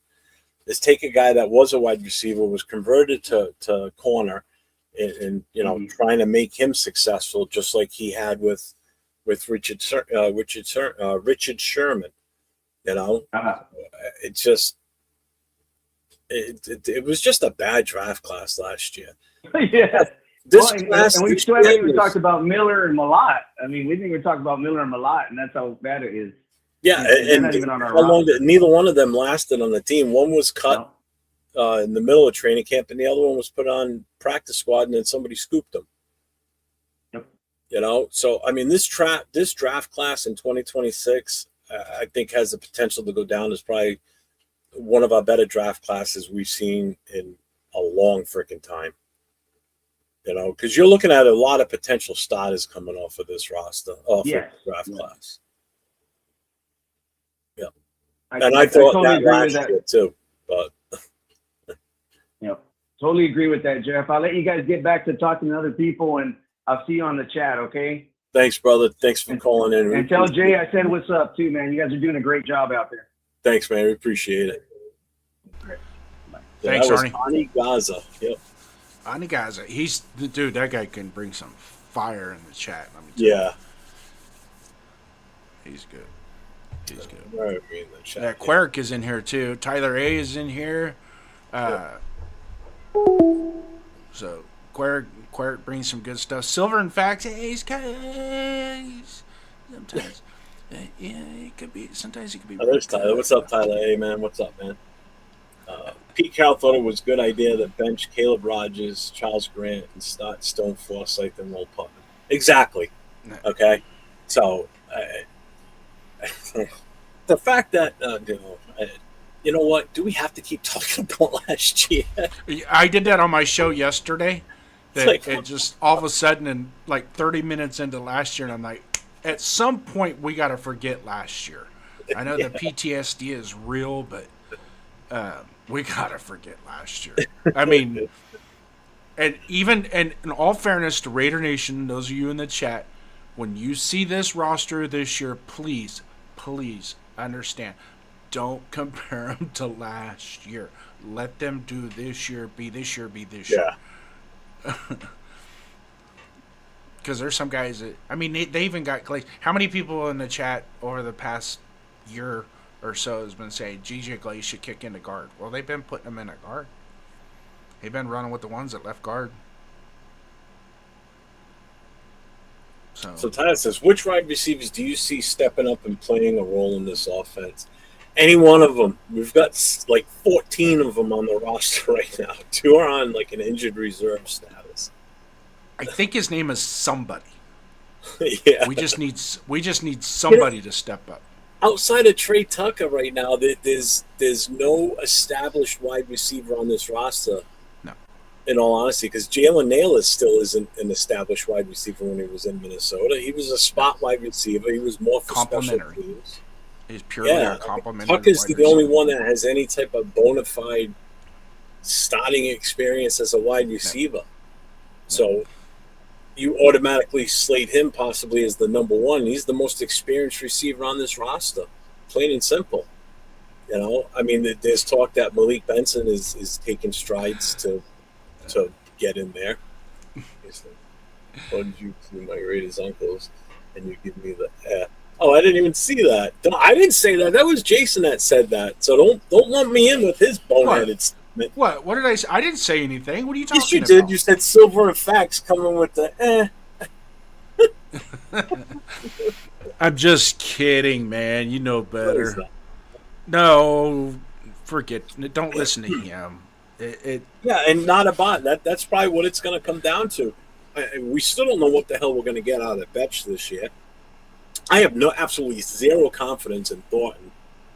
I really do. I don't. If anybody else has, if anyone in the chat or you, Jason, has confidence in Thornton, please speak on it, because I got to hear what your reason is for putting him in a position where you've got confidence in him being out there as, you know, one of the 3 wide receivers on this roster. I wouldn't be surprised. I don't see it. Cut. I would not be surprised if he is not on the 53. No. I really would be. Now they're really happy with Malik Benson. That's what I mean. I mean, this kid's the rookie, and he's having an impact. I mean, he came from a decent team too in Oregon. You know, had a quarterback up there. I don't know what Tennessee had for a quarterback. But we don't have good success with Tennessee wide receivers, period. You know? I don't know. Denarius Moore was pretty good. For how long, though? It was short term. Yeah, but I want to see a wide receiver that we draft have a career like Tim Brown, whether it's on our team or he moves on to another team. That's just it. You look at some of these wide receivers that we've drafted. Where are they now? Not in any other teams. Nah. The only other wide receiver we ever drafted that went on to have somewhat decent success after they left us was who? Who, Jason? Oh, good gosh. We re-signed him last year, and then he retired before the Patriots game. Oh, Amari Cooper? Yeah. He's the last wide receiver that I can think of that we drafted, had good success with us, left us, went to other teams and had some good seasons with the other teams. We don't And nobody can sit there and say Jacoby. We didn't draft Jacoby Myers. We didn't draft Devontae Adams either. So those guys don't count. Nah, I'm talking about a guys that drafting we've of the wide drafted, yeah. receiver that has stuck with us and had a decent career. Tucker's been to be honest with you. But again, he's always been behind Devontae Adams or Jacoby Myers. You know, he had these other guys ahead of him, Brock Bowers, you know, ahead of him with, you know, that they're getting the ball to. It's just the quality of wide receivers in this roster is not good. Yeah.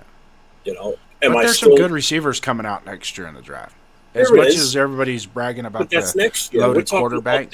Yeah.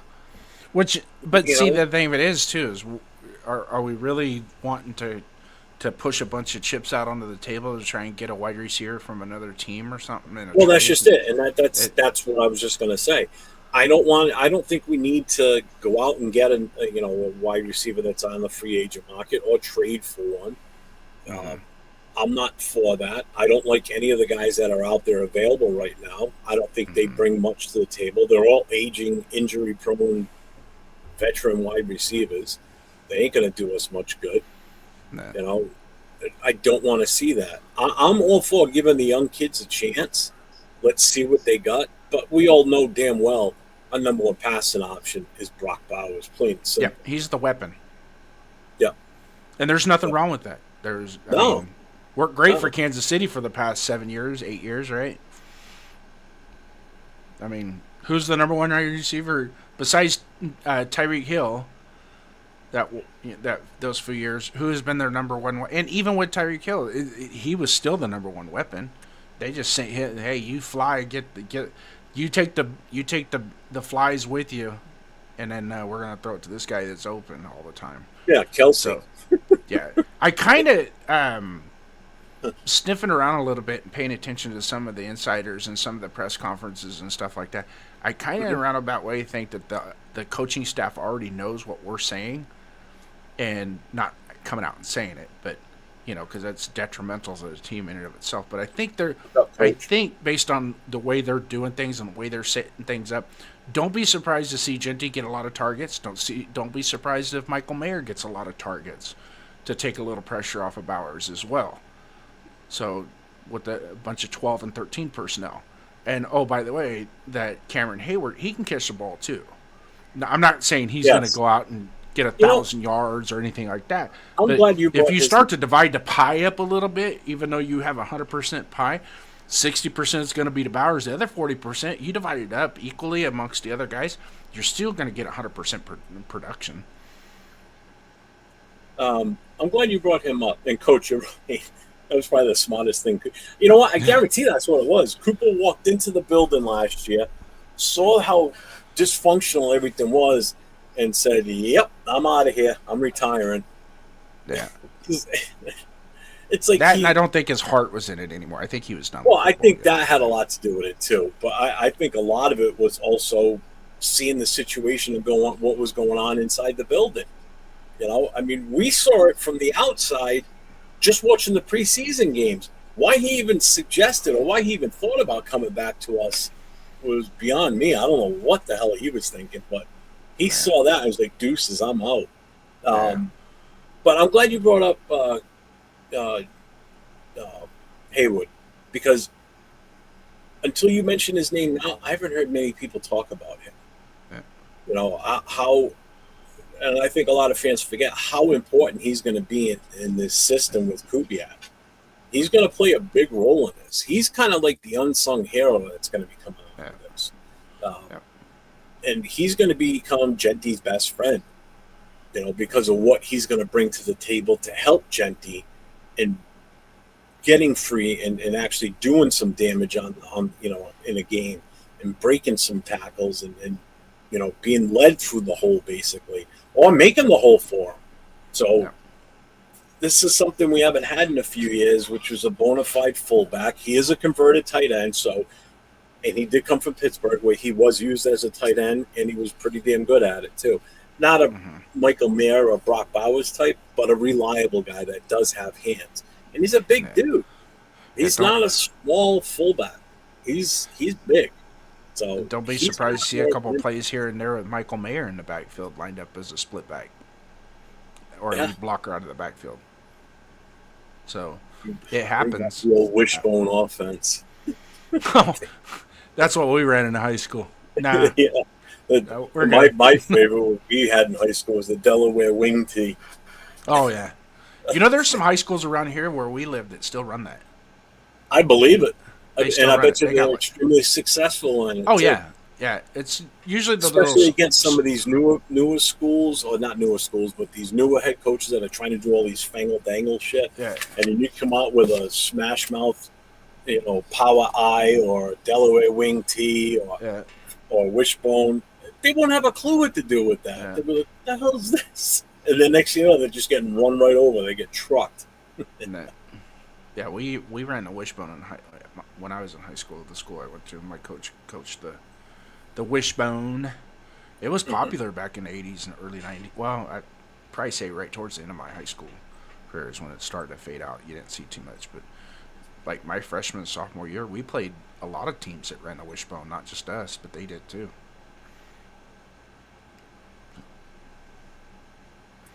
What's up, Tanner Jack? Did you just get here, or are you leaving? I didn't catch what you said. I don't know, but this guy showed up.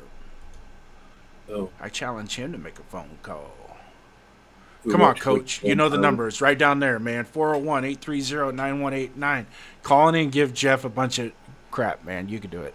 I got faith in you, my friend. Me crap. What are you giving me crap for? Because you're the one That's only answering the because phone you and can't talking answer to them him. back. They can talk shit to Jason because he can't. No. Talk.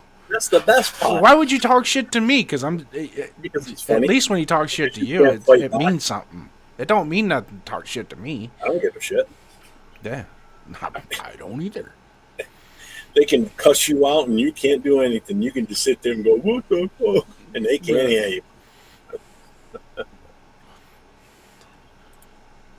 What's up, 21 M Gomez? What's up, man? Excited to see the new look defense and Mendoza in preseason. I'm excited to see what this kid does in preseason. I'm not gonna lie. I want to see what he does. I want to see how much he's grasped. Yeah, I'm all for it. I'm behind the kid 100%. He's on the team now, so I can't keep talking shit about him. Yeah. Because if we want to win for the future, he's the guy, obviously. Yeah. And if he can't get it done, then he's not the guy, and then we're Yeah. back to square one again. So I want him to be successful. I don't want to go through another 10, 15 years of misery and mediocre football and shitty players and shitty coaches. I'm done with that shit. It's time, man. I've paid my dues. Jason, you've paid your dues. Yep. You've been here, through all these years. I've been here through all these years. A lot of guys in the chat are older school guys. They've been through it all. I'm tired of it. I really am. I'm at my wit's end with this. yeah. like- There's other than 4 years in the early 2000s, late 90s, 2000s. Man, the last 35 years have been just ever since Bo Jackson got hurt. I think that's when it kind of started. And then it just it seemed like every year a little piece of the team just left. Yep. What we had in the 70s and 80s, you just start to see a little bit of it diminish. Like our offensive line starts to, or we got Bruce Wilkerson and, when Don Mosberg got his eye gouged out in a scrimmage with the Cowboys and his career got ended. Yeah. Over something like that. It's just like you just start to see it. Don't just chunks after chunks, and then by the time we let Art Shell go, and then Mike White kind of gave us a little bit of hope when we came back to Oakland. Started off really hot. I don't know how you go 8-2 and finish 8-8, but he showed us how it was done. Just a shout out again to the 40. We got 41 in the channel. Actually, 43 in the channel right now. Yeah. So we appreciate you all being here. Salute, man. Yeah, thank you very much for all tuning in with us tonight. We're not going anywhere. We're still here right now. We're not taking off yet. But the phone lines are open, 401-830-9189. And don't forget, if you haven't already, make sure you get to both channels. I'm 401 Raider Jeff. And I'm the Raiders First Downs. gentleman, Raiders First Downs, is other known as JD. So make sure you guys get over to his channel, hit that sub, hit the notification, get the thumbs up, share this with your friends. My memberships are open and ready, so if you want to become a member, they start off at 99 cents to become a member of my channel.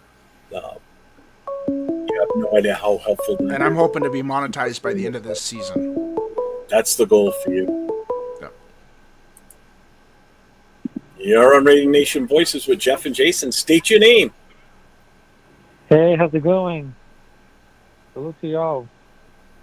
Who is And this? I just wanted to tell you one question. Oh, it's Rafa. Well, I know that you Rafa. see, like, well, if you heard the voice and everything, but I just have one question. So, what would happen about, like, the situation coming up there for the running backs, the wide receivers, and the tight ends?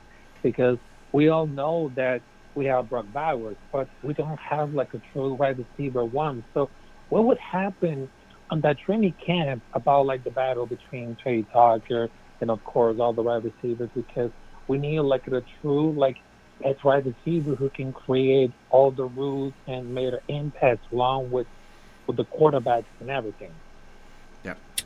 I mean, my take on that, Raf. First of all, thanks for calling Yeah. in. Appreciate that, Rafa.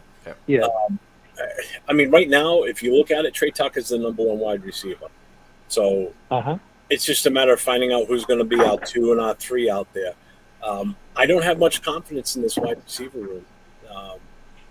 I mean, and we just said this a few minutes ago. Brock Bowers is the number one receiving threat on this roster, as a tight end. Just like Travis Kelce is for the Chefs. He's their number one receiving option right now too. I mean, we're in that same boat. They're running a mishmash of wide receivers, and we're kind of doing the same thing right now. We're running with a bunch of no names. You got Tucker is the most experienced, and then Jalen Nail is the next most experienced on this roster right now. The rest are either rookies or second-year guys that haven't really shown much. And it sucks. And that is one of my biggest takeaways from this. I'm not worried about anything on the defense. The defense, we're good. It's that wide receiver room, that is just scary. Like, who's going to come out ahead here? Yeah. I mean, exactly. and of course, I just wanted to tell you, great show, guys. Thanks, Salute to y'all. And of course, before he hangs up, got one more thing to do. Well, Raider Nation for life, and we cannot wait for the season, because you know what time it is. Just like how David said, just win, baby. Raider Nation for life. There's only one nation. Hang on The only real quick, motherfucking nation. Salute to y'all. All right, buddy. What, Jason? Hang on real quick. He's not. He Let never him go. usually- We need a producer. We're running thin on it as a 2-man show. We need a producer, somebody in the background that can control this shit. Who wants to be our Chugs? Ugh. Who wants to be our Chugs? Yeah. I give that one Chucky head. No, for you guys that are in the chat, what country is Raf from and where he lives? Is it Nicaragua? I thought it was He Argentina. lives in South Carolina. I know that. I thought he was from Argentina. Oh, maybe Argentina. I know it's South America. I don't remember. It's one of those two. Yeah, I thought it was Argentina. But if you're out there, just let us know. Colombia, maybe? I don't know. But hey, All I know is Furpo's- it. Go ahead. we had a James Furpo sighting in the chat just now too. Did we? There's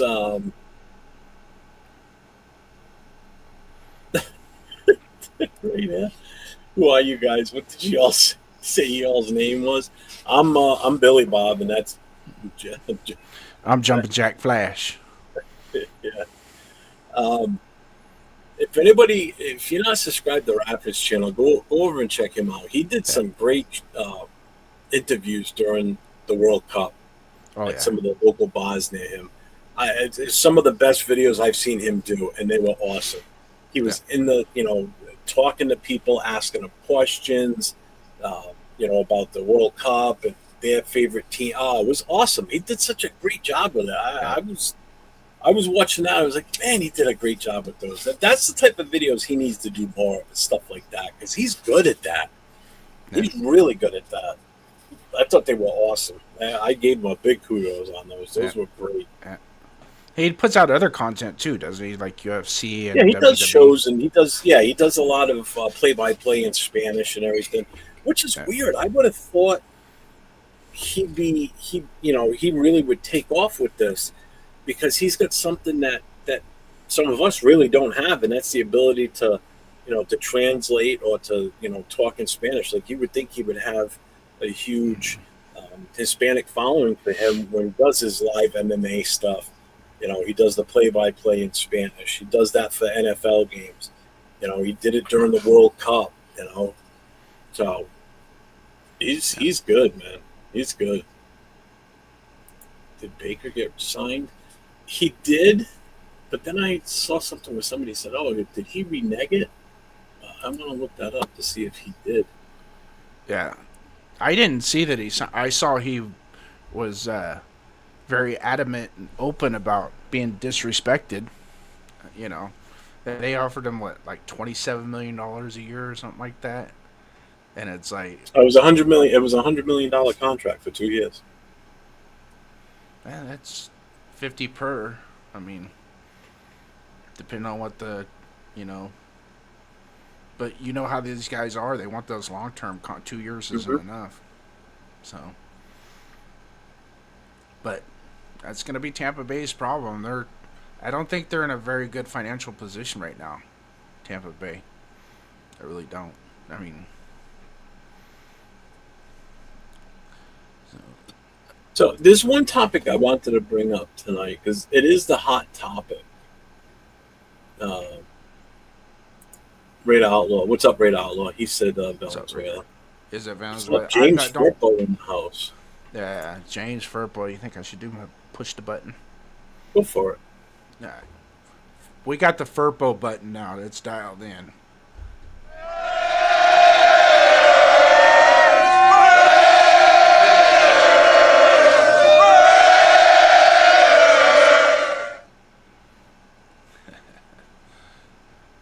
So did he not sign it, though? I'm trying to find something, and there he goes. He responded to you. Yeah. I wanted Baker Mayfield a long time ago. I would have been fine with him. I wanted him before he left the Rams. After he beat us in a Thursday night game, it's like, hey, could we get? I would have taken him after his time in Cleveland, to be honest with you. So I want to bring this up. So it's a lengthy title or a banner, but I'm going to read the whole thing, and then I want your take on it, Jason, because I know you and I have not really talked about it, and I want the chat's take on all this. And I'm going to put the chat's comments up on this while I let you talk on it. All right, so it's a couple of different questions involved here.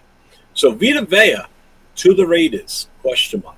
Would you make the Vita Vea trade? What would you give up for Vita Vea? And do you think it's a real possibility, or is it just a rumor? I know we haven't talked about this. So well, I started to several months ago on your No Huddle show, and then I withheld going any farther on it because I had mentioned it. And then you looked at it, and you looked at the screen, and you go, "Are you talking about to the Raiders?" And I'm like, "Yeah." Huh. Let me tell you. Let me break it down conceptually for you. Yes, he's 31, a little bit longer in the tooth, but you know, and I know that defensive tackles have a long shelf life in the league.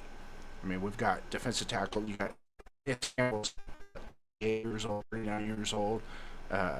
You got guys playing in 35, 36 years old. We had Jenkins. He was almost 40 before he retired. Yeah. So the defensive tackles are kind of like that. Those interior, those centers and guards, they can have a long shelf life, and he has not dropped off in performance. Now there's going to be some of you guys that are going to go start looking at ESPN stats with him. Go ahead. That has nothing to do with the way that guy plays. He has a lot of hidden statistics when he plays, to where he's I'm going to put it plain and simple. He's what we should have got instead of Christian Wilkins. Okay?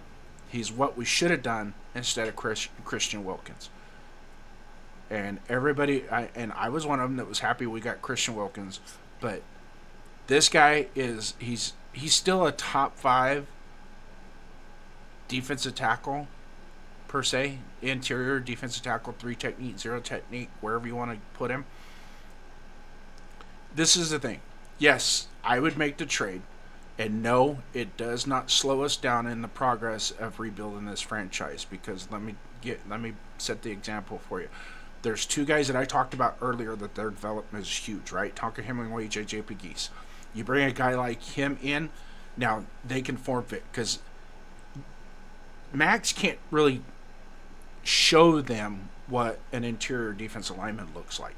He can. If they can just follow him and feed off of him, how he plays, how he practices, he's a pro's pro. Vita Vea is a pro's pro when he practices and he plays. His injury history is very limited. Okay, couple games here, a game there. That's to be expected. But he's usually one of his greatest abilities is his availability. So that's a plus. 1, 2, very good at keeping those linebackers clean. 3, Devontae David loves him. Thinks he's the greatest thing since sliced bread. Mm-hmm. Right? What would it take for us to get him? And I've heard anywhere from a 4th round. I wouldn't give him more than a 4th round. I wouldn't give him more than a 5th round. Okay. We're not general managers, and I never will profess to be one. All I do is I throw my opinion out there, and hopefully it makes sense. I would give him a 2027 3rd-round pick. And then I would also, to sweeten the pot so we could lock it in, give him a 2028 conditional 4th-round pick. And they say, you're fucking nuts, JD.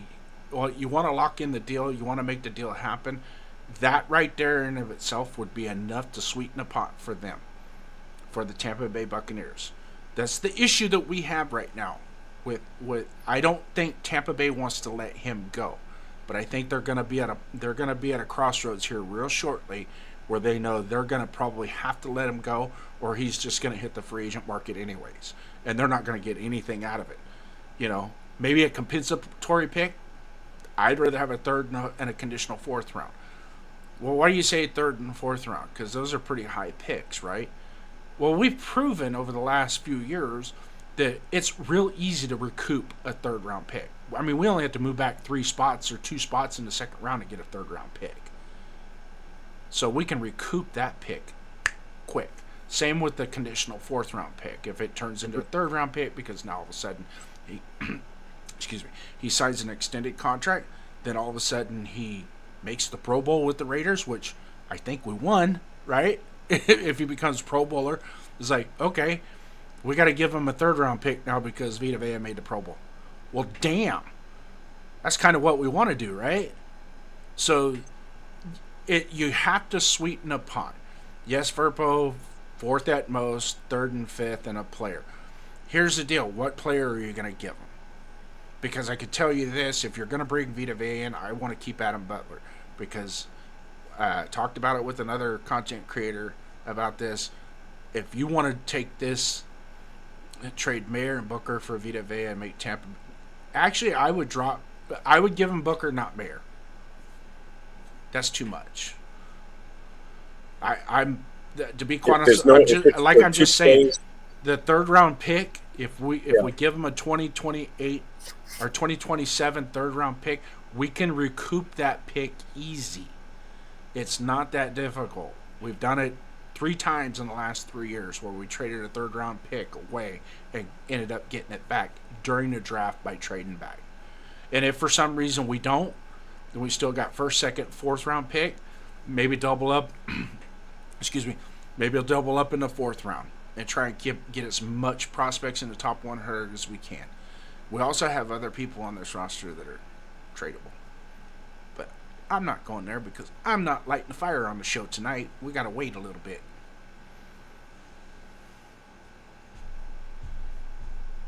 I'm done.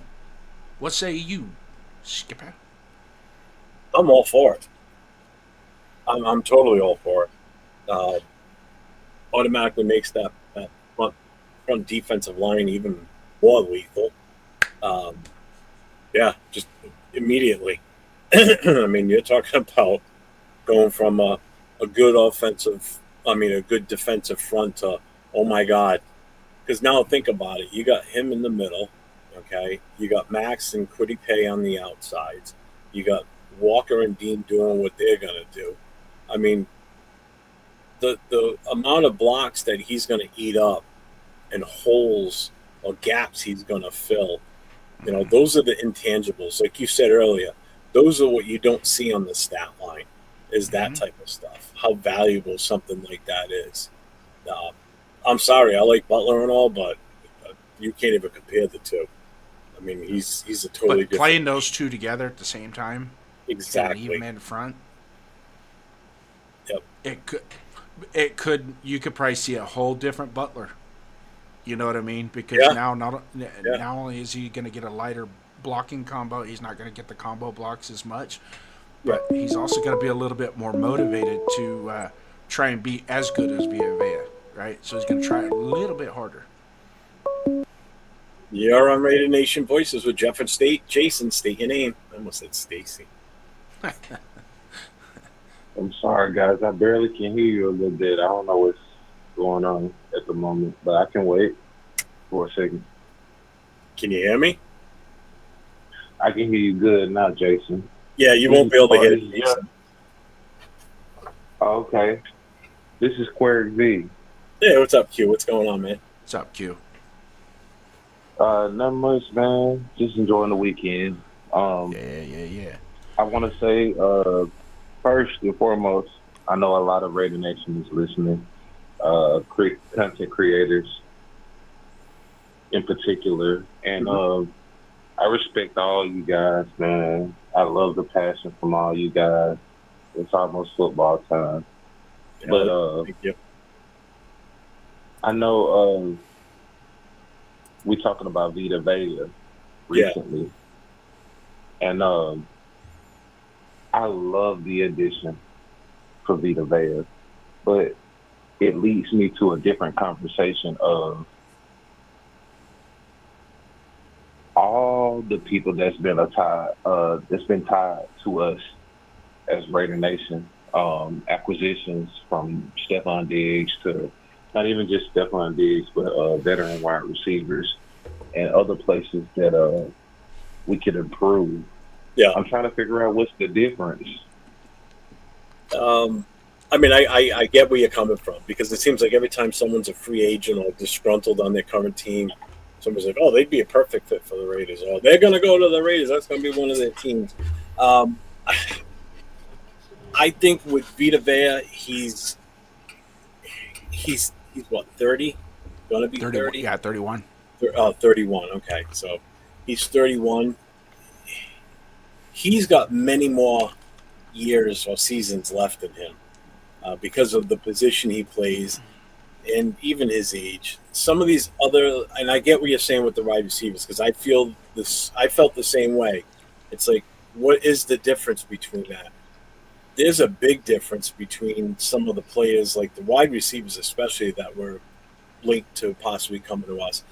They're older. They're past their prime. It's their position. Vita Vea is not past his prime in his position.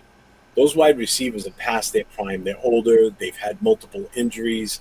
Some have, off-field questionabilities. Mm-hmm. They got questions with some of the shit that they've pulled.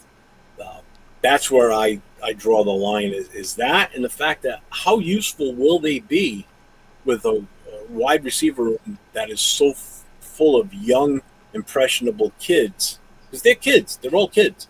And you bring in a guy like a Stephon Diggs and what he's done in the past. Do you want to have them exposed to that? Vita Vea is a different type of player. Again, he's short in the tooth when it comes to being in that position. Unlike these other guys, they're long in the tooth at some of these wide receiver positions. And again, they're past their prime. These guys that are out here now, available for wide receivers, they're no Tim Browns or Jerry Rice's where they're playing so late into their career and are extremely still valuable. I look at these guys as still valuable in the wide receiver positions. Vita Vea is totally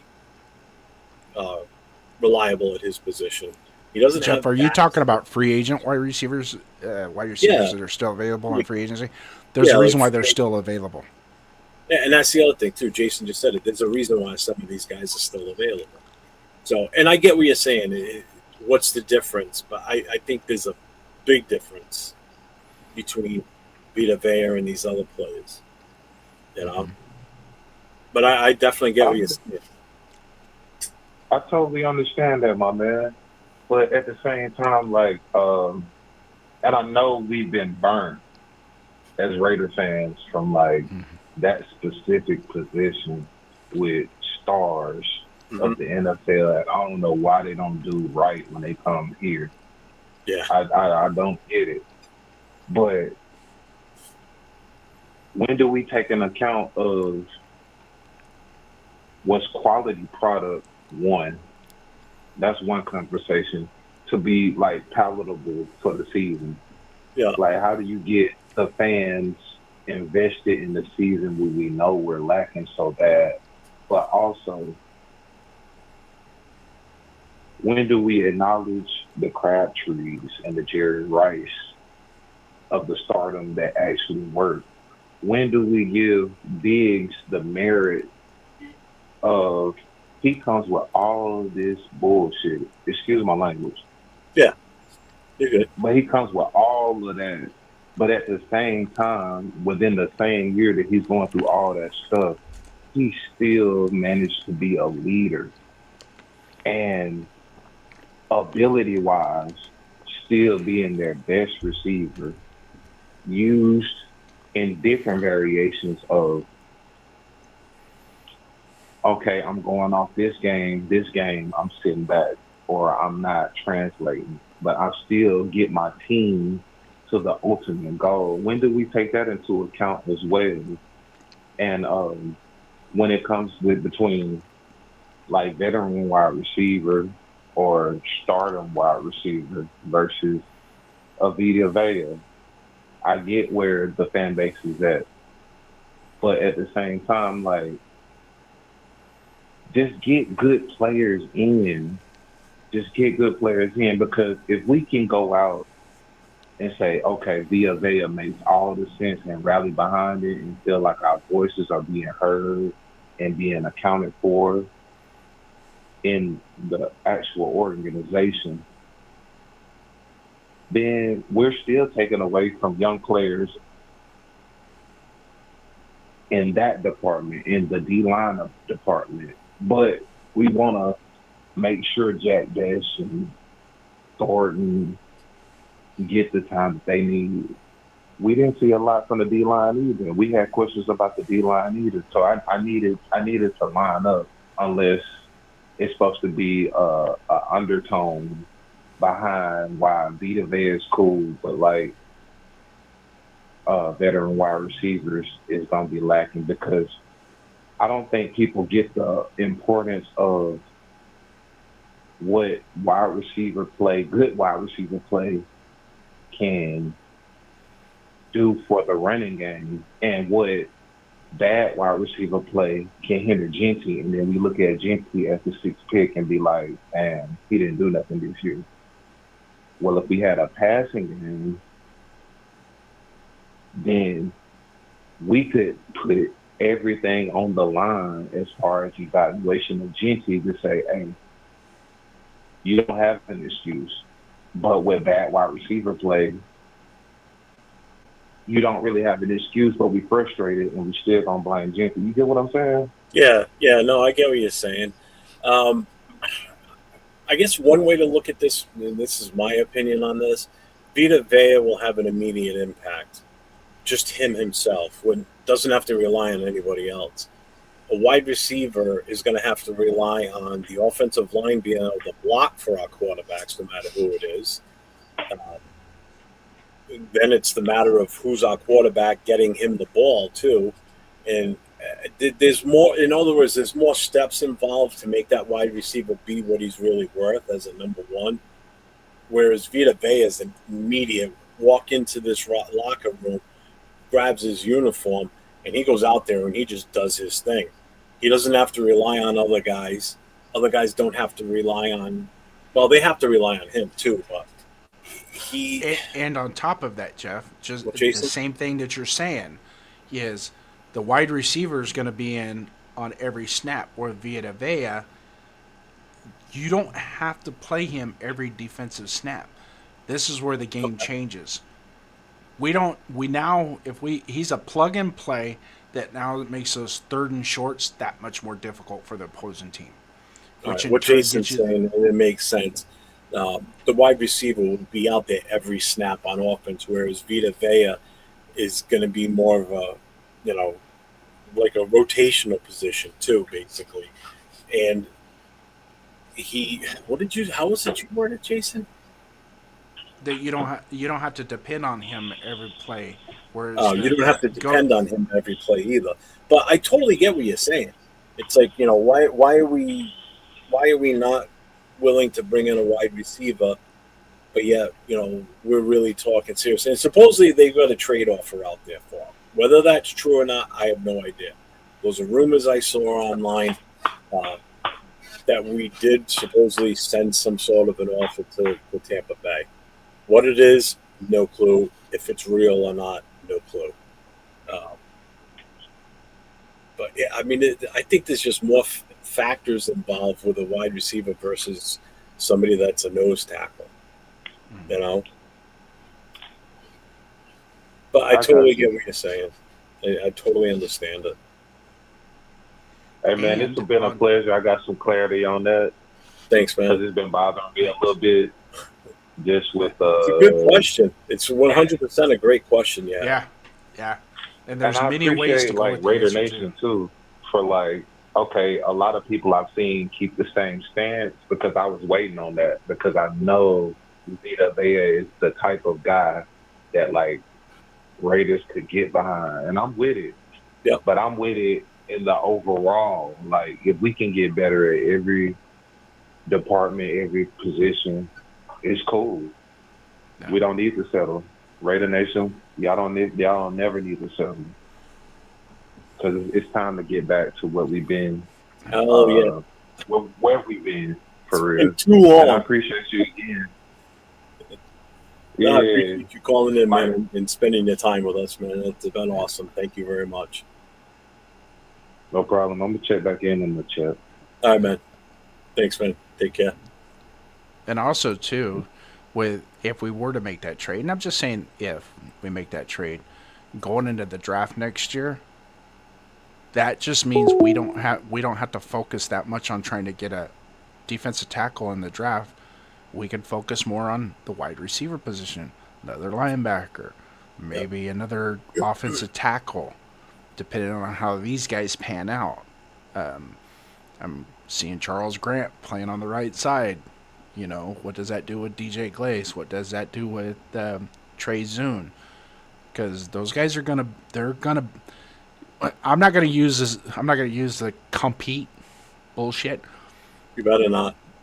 But the intensity and the way these guys are gonna play out, the five best guys that are gonna be out there, at least we know we're gonna have a couple guys sitting back that are just as hungry and just as good to go in there and fill out. I said it last year. I'll just refresh your memory, and I said this many times last year. Right?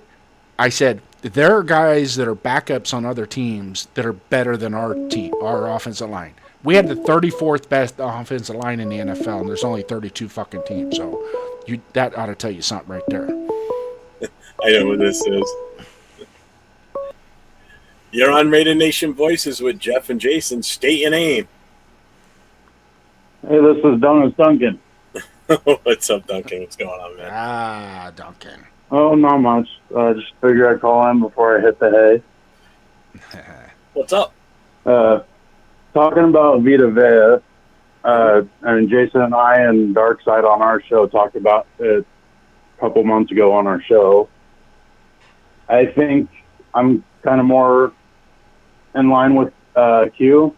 If that's how he was going with his question, is I don't think we should go trading for anybody. Okay.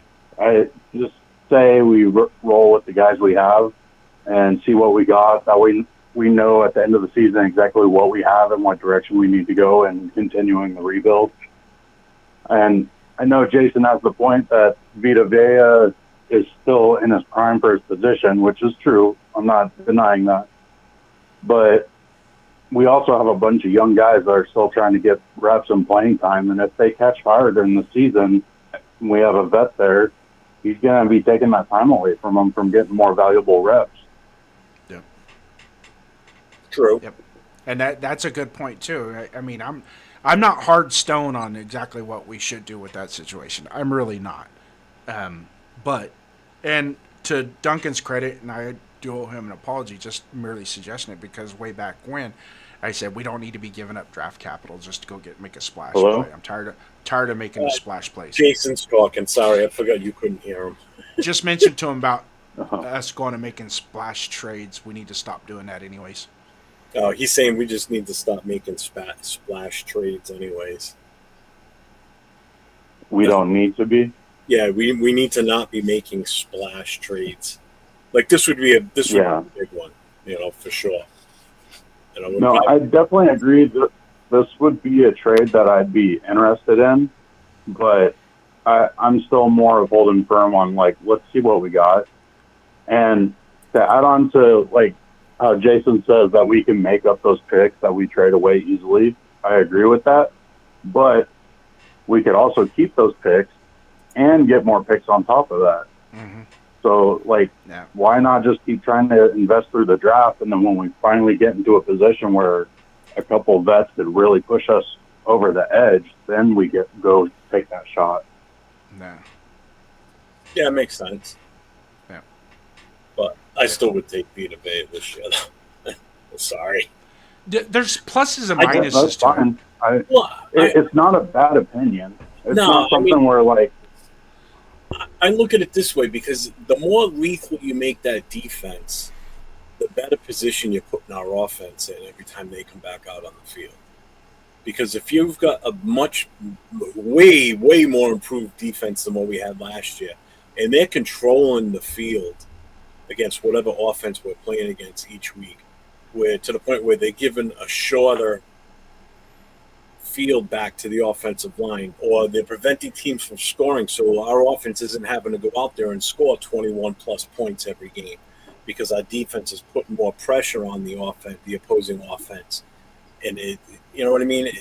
Like last year, there were some games where our defense couldn't stop anybody, and at the same time, our offense couldn't do anything. I've seen that in the games last year. I saw one of them in person, and it was absolutely disgusting.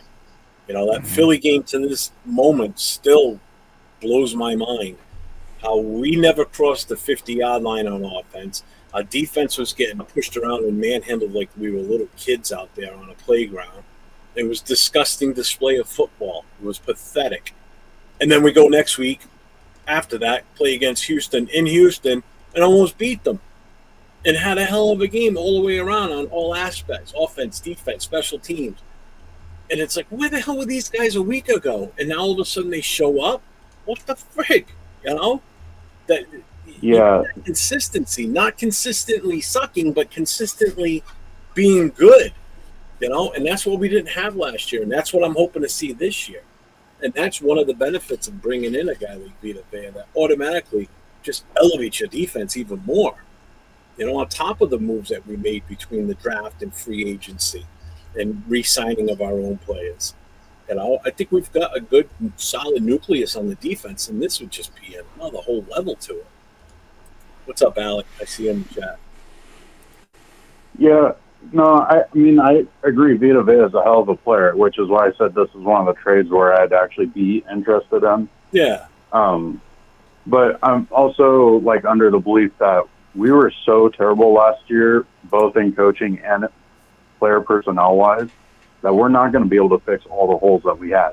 Now, that being said, they did a hell of a job in revamping a lot of the spots, I mean, they heavily invested in the DBs. They went and got 2 stud linebackers. They went and got Quiddy Pay to help assist the edge. They went and got Naylor because we don't know what we have in our receivers, so they didn't want to fully invest in that and then make 2 of our picks that we had last year be a total waste. Yeah. So we were so bad that it's pretty much impossible to fill every single hole that we had last year. Mm-hmm. So this year is more of like, let's see what we got, and during this process, let's try to start putting in quality wins by the end of the season to where, okay, now we know how to win. Now we know what our weaknesses are. Now we can fix those, and then next year we can really start to compete. Yeah, I mean, and that's ultimately the goal. I mean, this year is another growing period. You know, next year is going to be where we see the fruits of the labor of this season. You know, that's. Am I looking forward to the season? Oh, hell yeah! I'm looking forward to see what we do in 2027, how we improve on 2026. You know. Yeah. We didn't improve definitely from 2024 to 2025. We got worse. You know, so from 2025 to 2026. You know, let's hope that we're on that mend where we're in the upward trend, and next year it's just take it to the next level. You know? So, yeah. I'm psyched. Like, also, like, the coaching was so horrendous last year everywhere, where hopefully this upgrades in coaching, like, that's going to add to our win total, like, right there, hopefully. I hope so. And just the coaching. Also, this is the first year where we're actually investing in, like, okay, this is a rebuild, clean slate. We're starting from ground zero. So hopefully we can actually build a foundation to actually improve upon instead of trying to keep scrapping all the interior walls and make it bare bones and redo it that way. Like, we're actually setting a foundation. Yeah. Yeah, oh, definitely. 100%. You could see it. I mean, it's so obvious to see. Yep. Want to see more. But I think we're hungry. I think we're hungry as fans, Jeff. Go to bed here pretty soon, so I'll let you guys go on. Hopefully, you continue having a great. Don't let him go. Don't let him go just yet. Oh, hold on, Jason said don't leave just yet. So, Jeff, if you want to go ahead, I put the banner up at the top. Raider Nation, show me your shield. Sundays, 5 p.m. Pacific Standard Time. For those of you that are in chat, the caller that's on the phone, my partner on that show, Donuts Duncan, and myself, come on in. We will be going live every Sunday at 5 o'clock after the games, and when you guys are all lathered up after a game, and we can talk about it, because that's exactly what's going to happen. There's going to be a lot of people that are going to be all lathered up. So basically, what he's doing, Duncan, so if you want to say something, you can while you're on here. He mentioned he's bringing up the plug for your show tomorrow night, the Raider Nation Show Me Your Shield, tomorrow at 5 p.m. So he said when the fans are all lathered up, that's why I started giggling. So if you want to say anything before, it's your chance now too. I mean, Jason does a lot of hype talking. Like, I'm not very good at it, so I'm sure he did a good job of hyping up the show for us. That being said, Jason and I both are pretty down to earth, and we try to keep a pretty accurate and truthful telling of what's going on with the Raiders, and we discuss it and what we think it means for the team and where we think the team should go and what we're excited about, and we really try to keep the audience involved. So we love it when everybody comes in, stops by, and leaves a comment so we can talk about it. And because that's what that show's all about, is we really want to bring Raider Nation together so we can all talk about it and agree, disagree, argue, slap each other across the face and give each other hugs the next day. Like, I mean, that's Raider Nation. It's a brotherhood. Like, oh yeah, we sit here and argue and go back and forth, and then come game day, we're all hugging each other and rooting for the Raiders. Yep, 100%. So anybody that's in the chat right now, make sure tomorrow on Jason's channel, Raiders First Downs, or Donuts Duncan's. Donuts Duncan is his channel.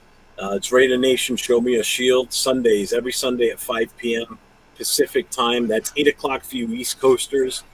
So it's definitely well after the Raiders game is over. So it gives you the opportunity to listen to them, get into the chat as they give you their take on the game and break it down as best they can in such short notice, and actually listen to you guys bitch in the chat about how we suck here or how we look good here. And so make sure you guys check it out. Tomorrow they're on at 5 p.m. Pacific, 8 o'clock Eastern time. So make sure you guys check these guys out. So, but thank you. Have a good night, everyone.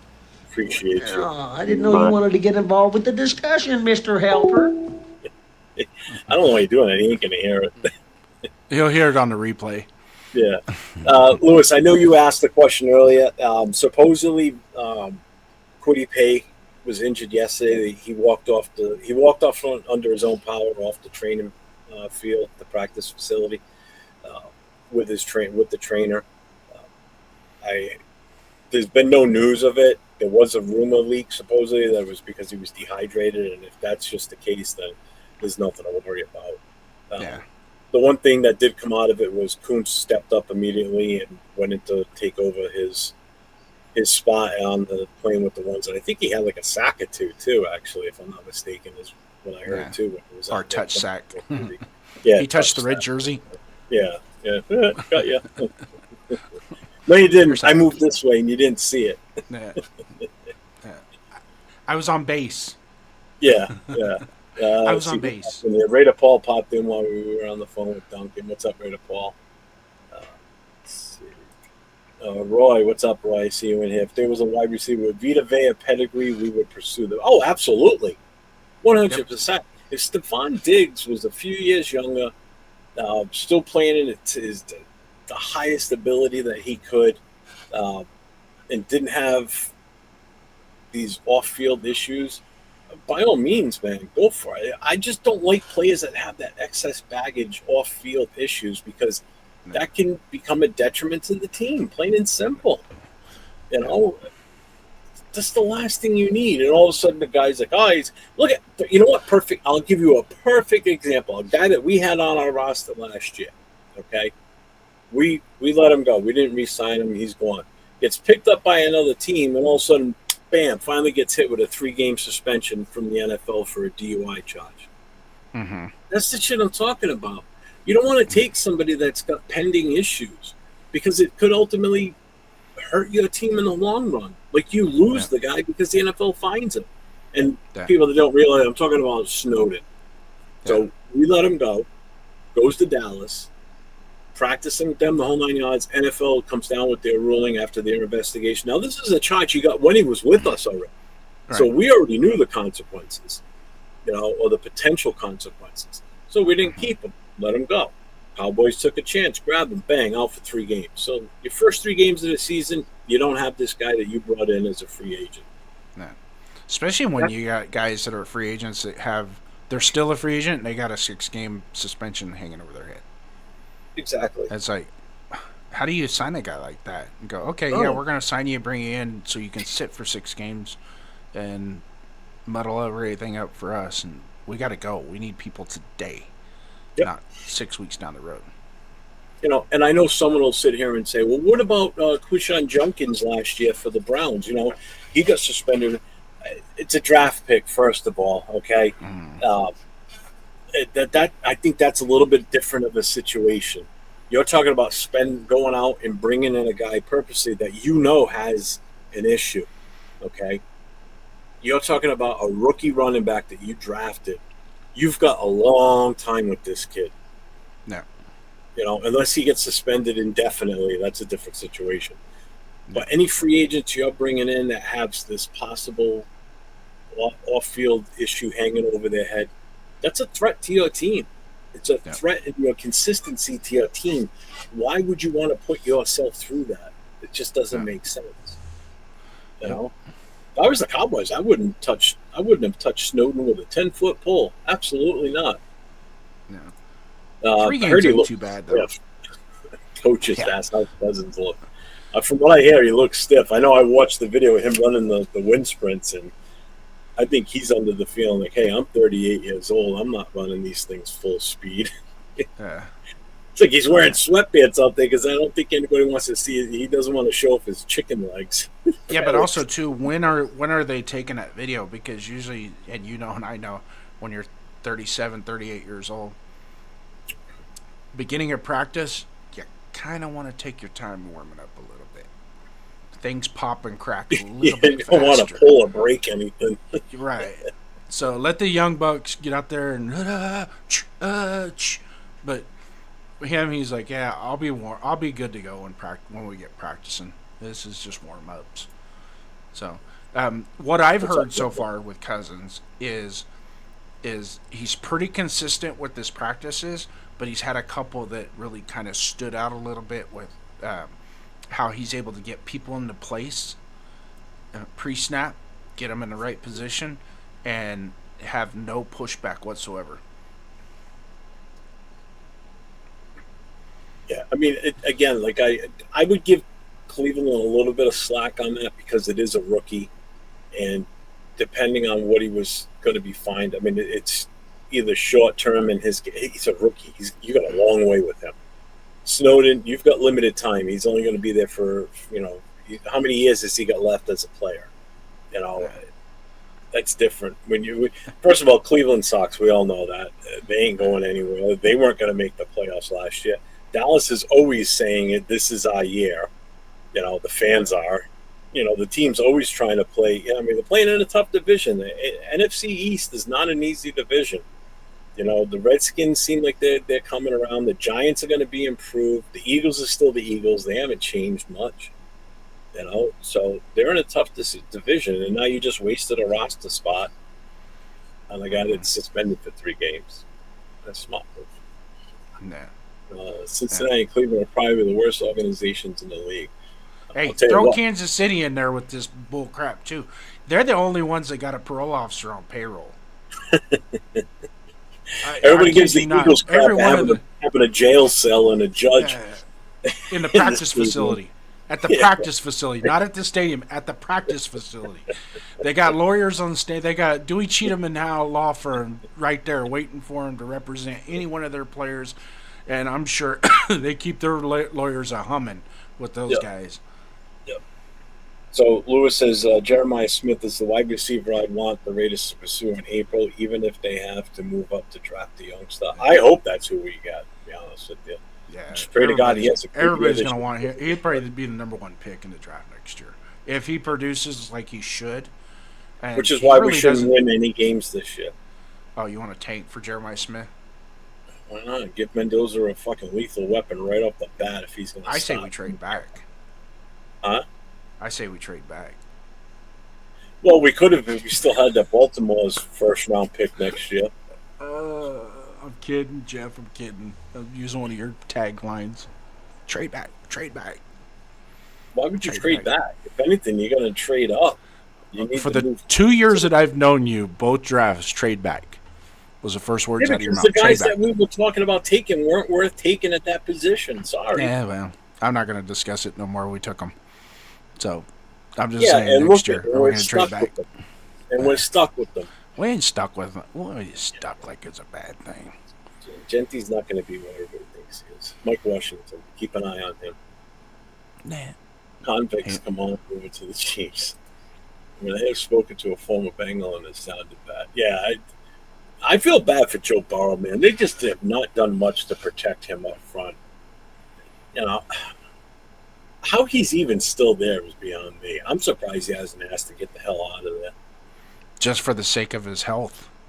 Yeah, right. So I'll pay for $20 million for somebody else. Just get me out of here. But you know what? That organization's been like that for decades. I told you when I wasn't doing any of this YouTube stuff or content creation stuff, but I remember when Cincinnati drafted him in that draft. I remember putting it on Facebook, saying, "Well, there goes Joe Burrow to the Bengals. That's the end of his NFL career." Yes, he's had some good, great years, obviously, but he's stuck on a team that's stuck in mediocrity.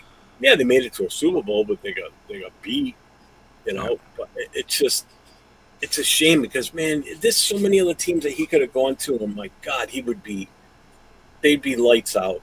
He would have easily won on a few other different teams. already.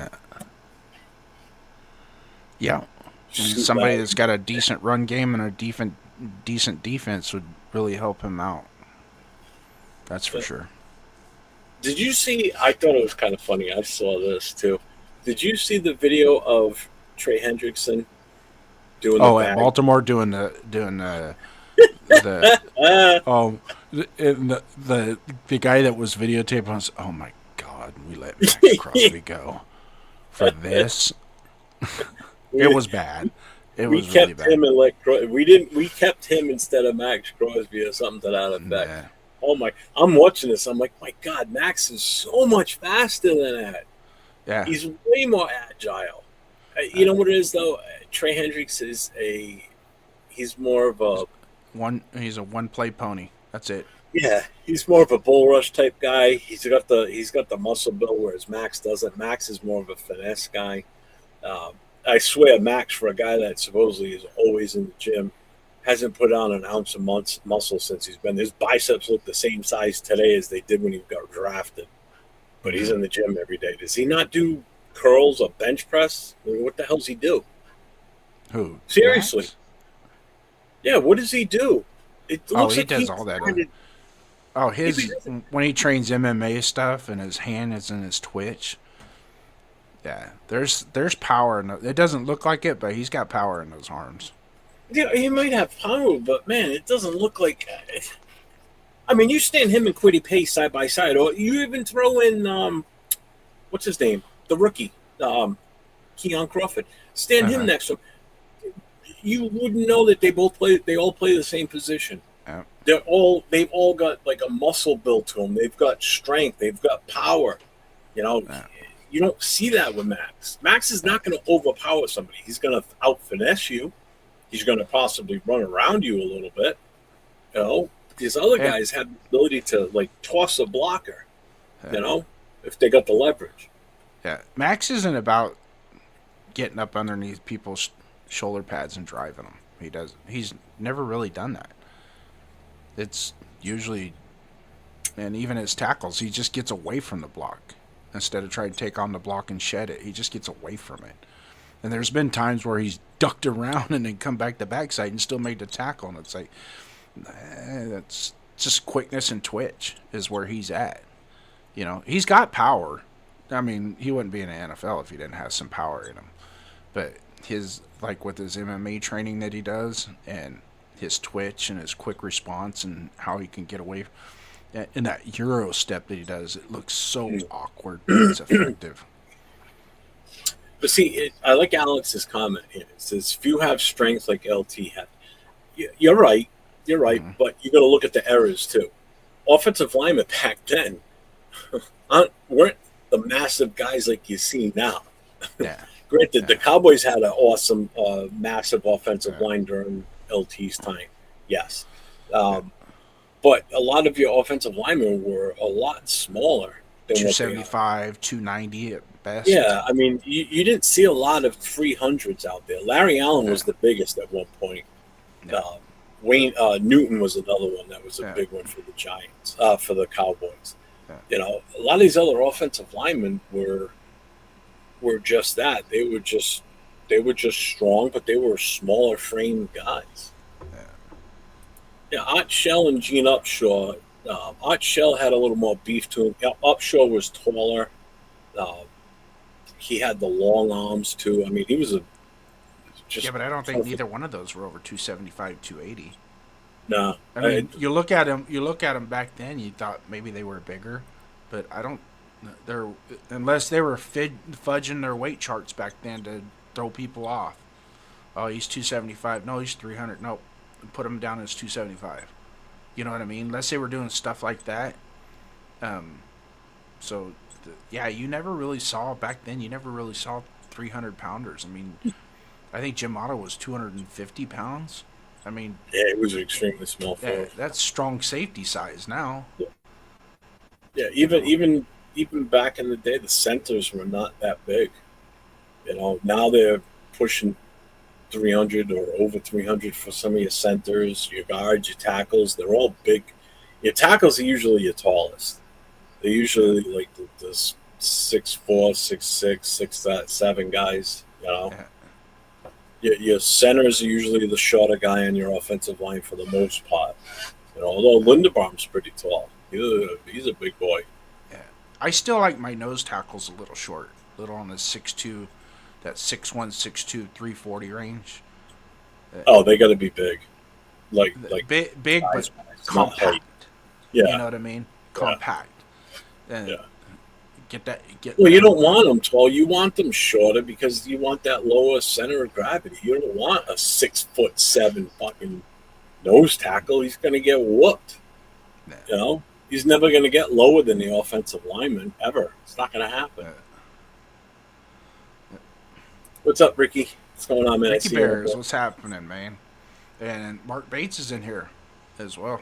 Salute to you, Mark. Thanks. What's up with you, brother? What's up, brother? What's going on, man? Yeah. And I think Bawana Beast Eats Killer Tofu has admitted to being a Broncos fan, but in all respect, because we respect the chat that's in here, he's been pretty good. And you'll never be Marcus Banks, our resident Tennessee Titan fan that comes in here quite a bit. Had a sighting of him yesterday on my show. But if you come in, and we'll respect you as well. I have many Bronco fans that I can sit down and have conversations with and not make it a freaking Family Feud fight type thing. We can have good discussions. Yeah, Blana's been pretty cool in the chat. I've been watching him.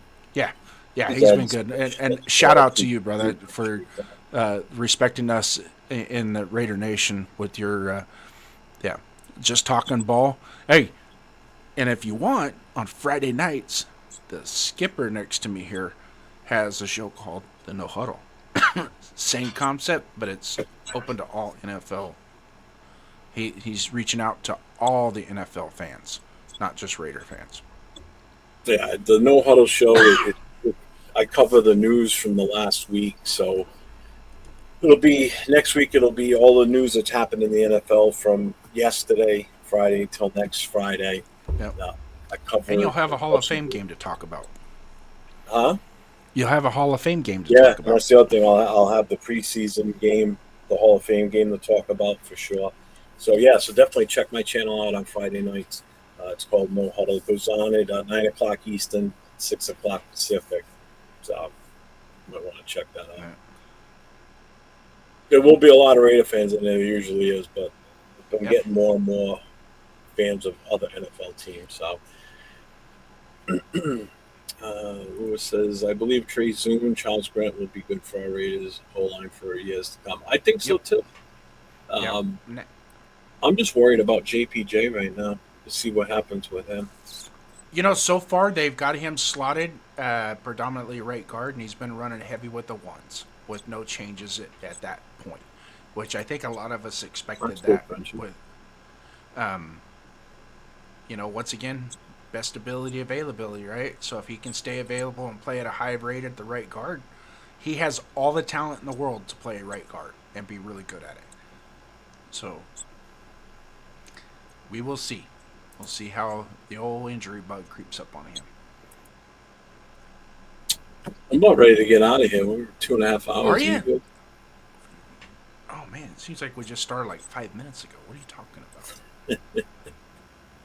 I missed you, Jeff. I really do. I have missed. No, this is fun getting back in here again. Even though I try and call you and say, hey, buddy, what's going on? Can't talk right now. Click. Hang up on me. Next time I think I'll just call, hi, this is Bill from Microsoft. You'll probably talk to me then, huh? No. Hey, you probably even changed my contact in your phone to spam. So every time it pops up. It says spam risk. Yeah. I'm kidding. I put a little lowercase JD next to it, so I know it's you. So I can just all right.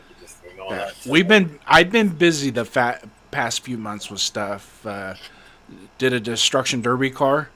That was a lot of fun. I didn't drive it. It was a friend of mine asked me to help on it, and we finished putting it together. And I painted it after we got it all put together. I painted it with a rattle can. Turned out really nice. You saw the pitch. I sent you the pictures.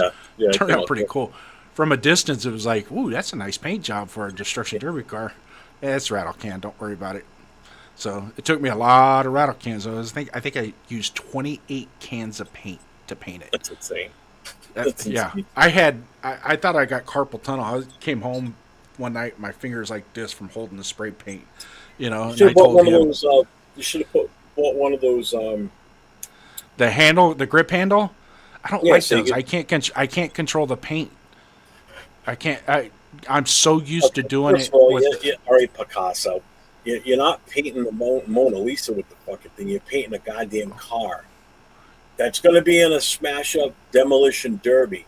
So I get that, but my you don't reputation have was to on be the line. precise with it.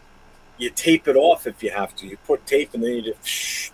Who cares if you can't get a good grip? Now I just can't. If for some reason using those, If you can't get a good grip on it, that's a problem. Well, it's the release.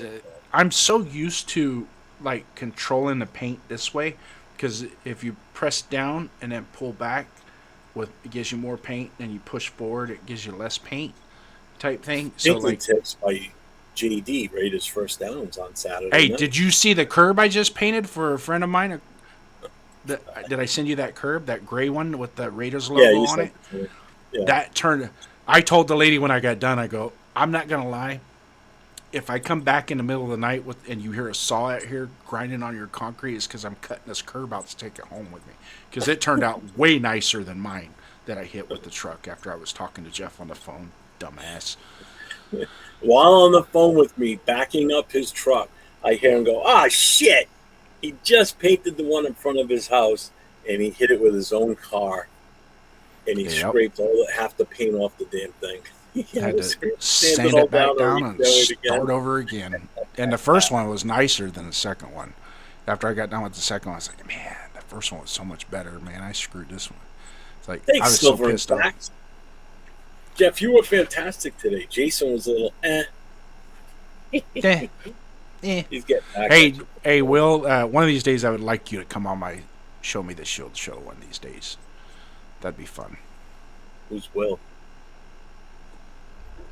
It's Will, right? Oh, no, that's Silver and Facts. Silver and Facts. You're thinking of Silver and Black podcast. That's Raider. That's Raider Will. Silver and Facts. Wow, he didn't even know who you were. Who's Silver and Facts? Oh my God. Who is it? Use the turbo can. I would use brushes and rollers. Yeah, exactly, right? Hey, that's what I'm doing next year. I'm just gonna get a gallon of paint because you could buy that cheap. You can buy cheap tractor paint at Tractor Supply for like $30 and just pour a gallon of it into and roll it.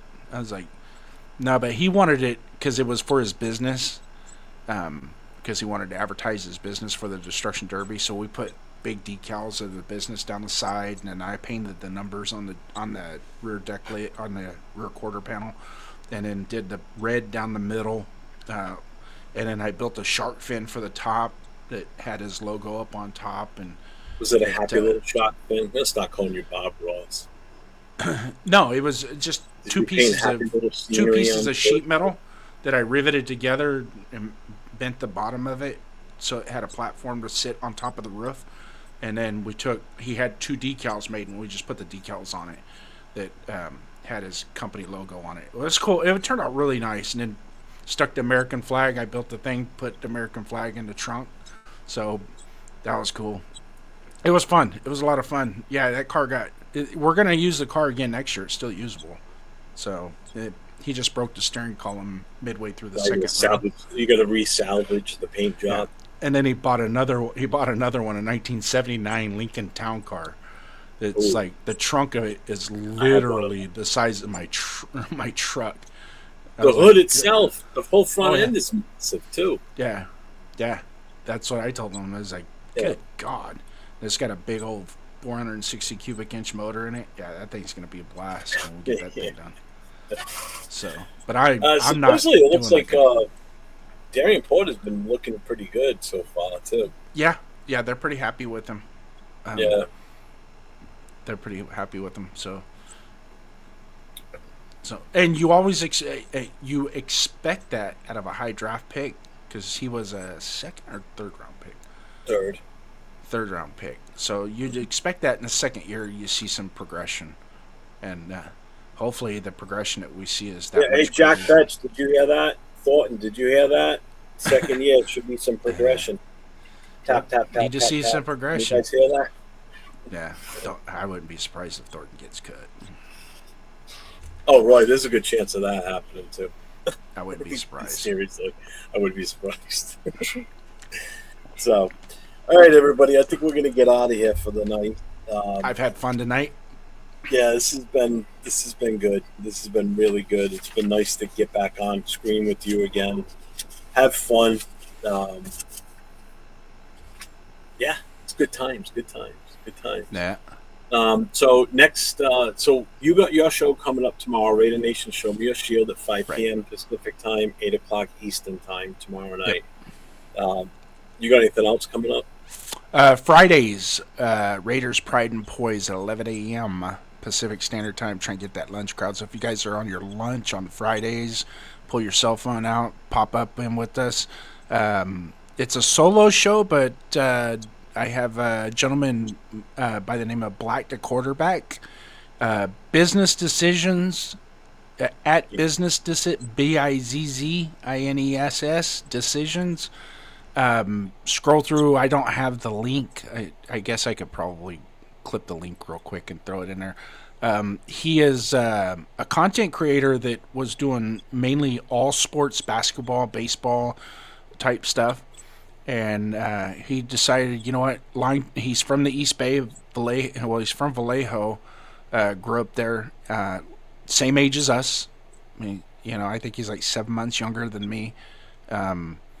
Same mentality, same everything. But he's been doing a lot of. He's been working really hard, doing 10 shows a week off his own channel, because he's monetized, but with the Raider content side, he's a little bit on the low side. So, if you give me a second, I'll get his link, and so I could throw it in the chat real quick. So those of you guys that are out there, if you could just subscribe to his channel. I've been going on his channel. In fact,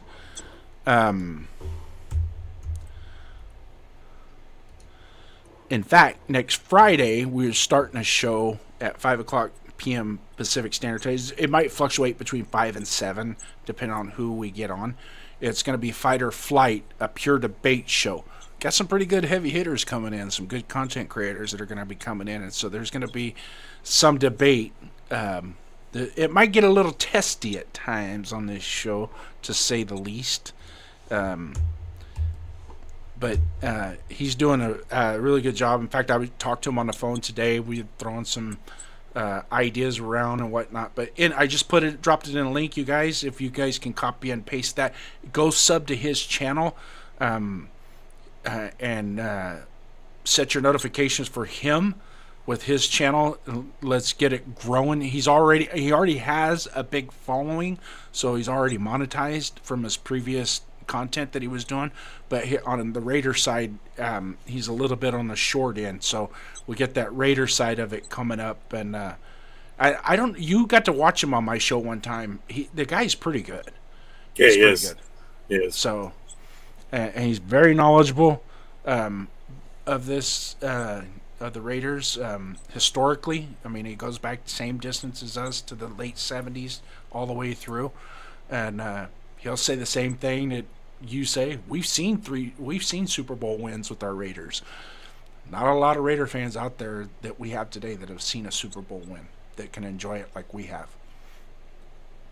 So. Yeah, Martin, I saw you post that. I'm like, nah, it's been. It was supposed to be tomorrow night. Thank God. I'm glad somebody agreed to want to move it, because I was going to suggest it if somebody else didn't say it. Yeah. Because to have the draft tomorrow night would be ridiculous. Yeah. That early in preseason or during training camp, where there's a chance of players that you're going to draft in tomorrow night would still be cut. It's a pain in the ass. Yeah. I won't be. And if there's any new guys in here that haven't subscribed to my channel, my link right there, Raiders First Downs at youtube.com. Go in there, sub to my channel. I'm 195 away from the 500 mark. I'll do a little something special for the 500 folks. I know a lot of content creators do that when they hit the 500. I'd love to get to 500 before the end of the season, but if you guys can help me get up to 1,000 before the end of the season, good night. JD is not afraid to splurge a little bit for his chatsters, so just keep that in mind. Always that date. No. It was originally scheduled for tomorrow. It was originally supposed to be tomorrow. Yeah, way too early. That's what I said. That's crazy. I'm not doing any fantasy this year. No fantasy football this year. Yeah, I'm in a couple now, but I'm not running any of them. I just don't have time. Yeah. Besides, it's bad enough I got to do the draft on the 30th. I'll be fine because I don't leave for Vegas until the 9th. But there's one of my other leagues that we're going to have a draft. It's probably going to be right around that time. I'm going to be in travel mode by like the 6th of September. That I'm going to be getting everything together for last minute shit. So I ain't doing anything. No drafts on those days. And if anybody plans a draft that I'm in that league, then I'm leaving. I won't be able to do it.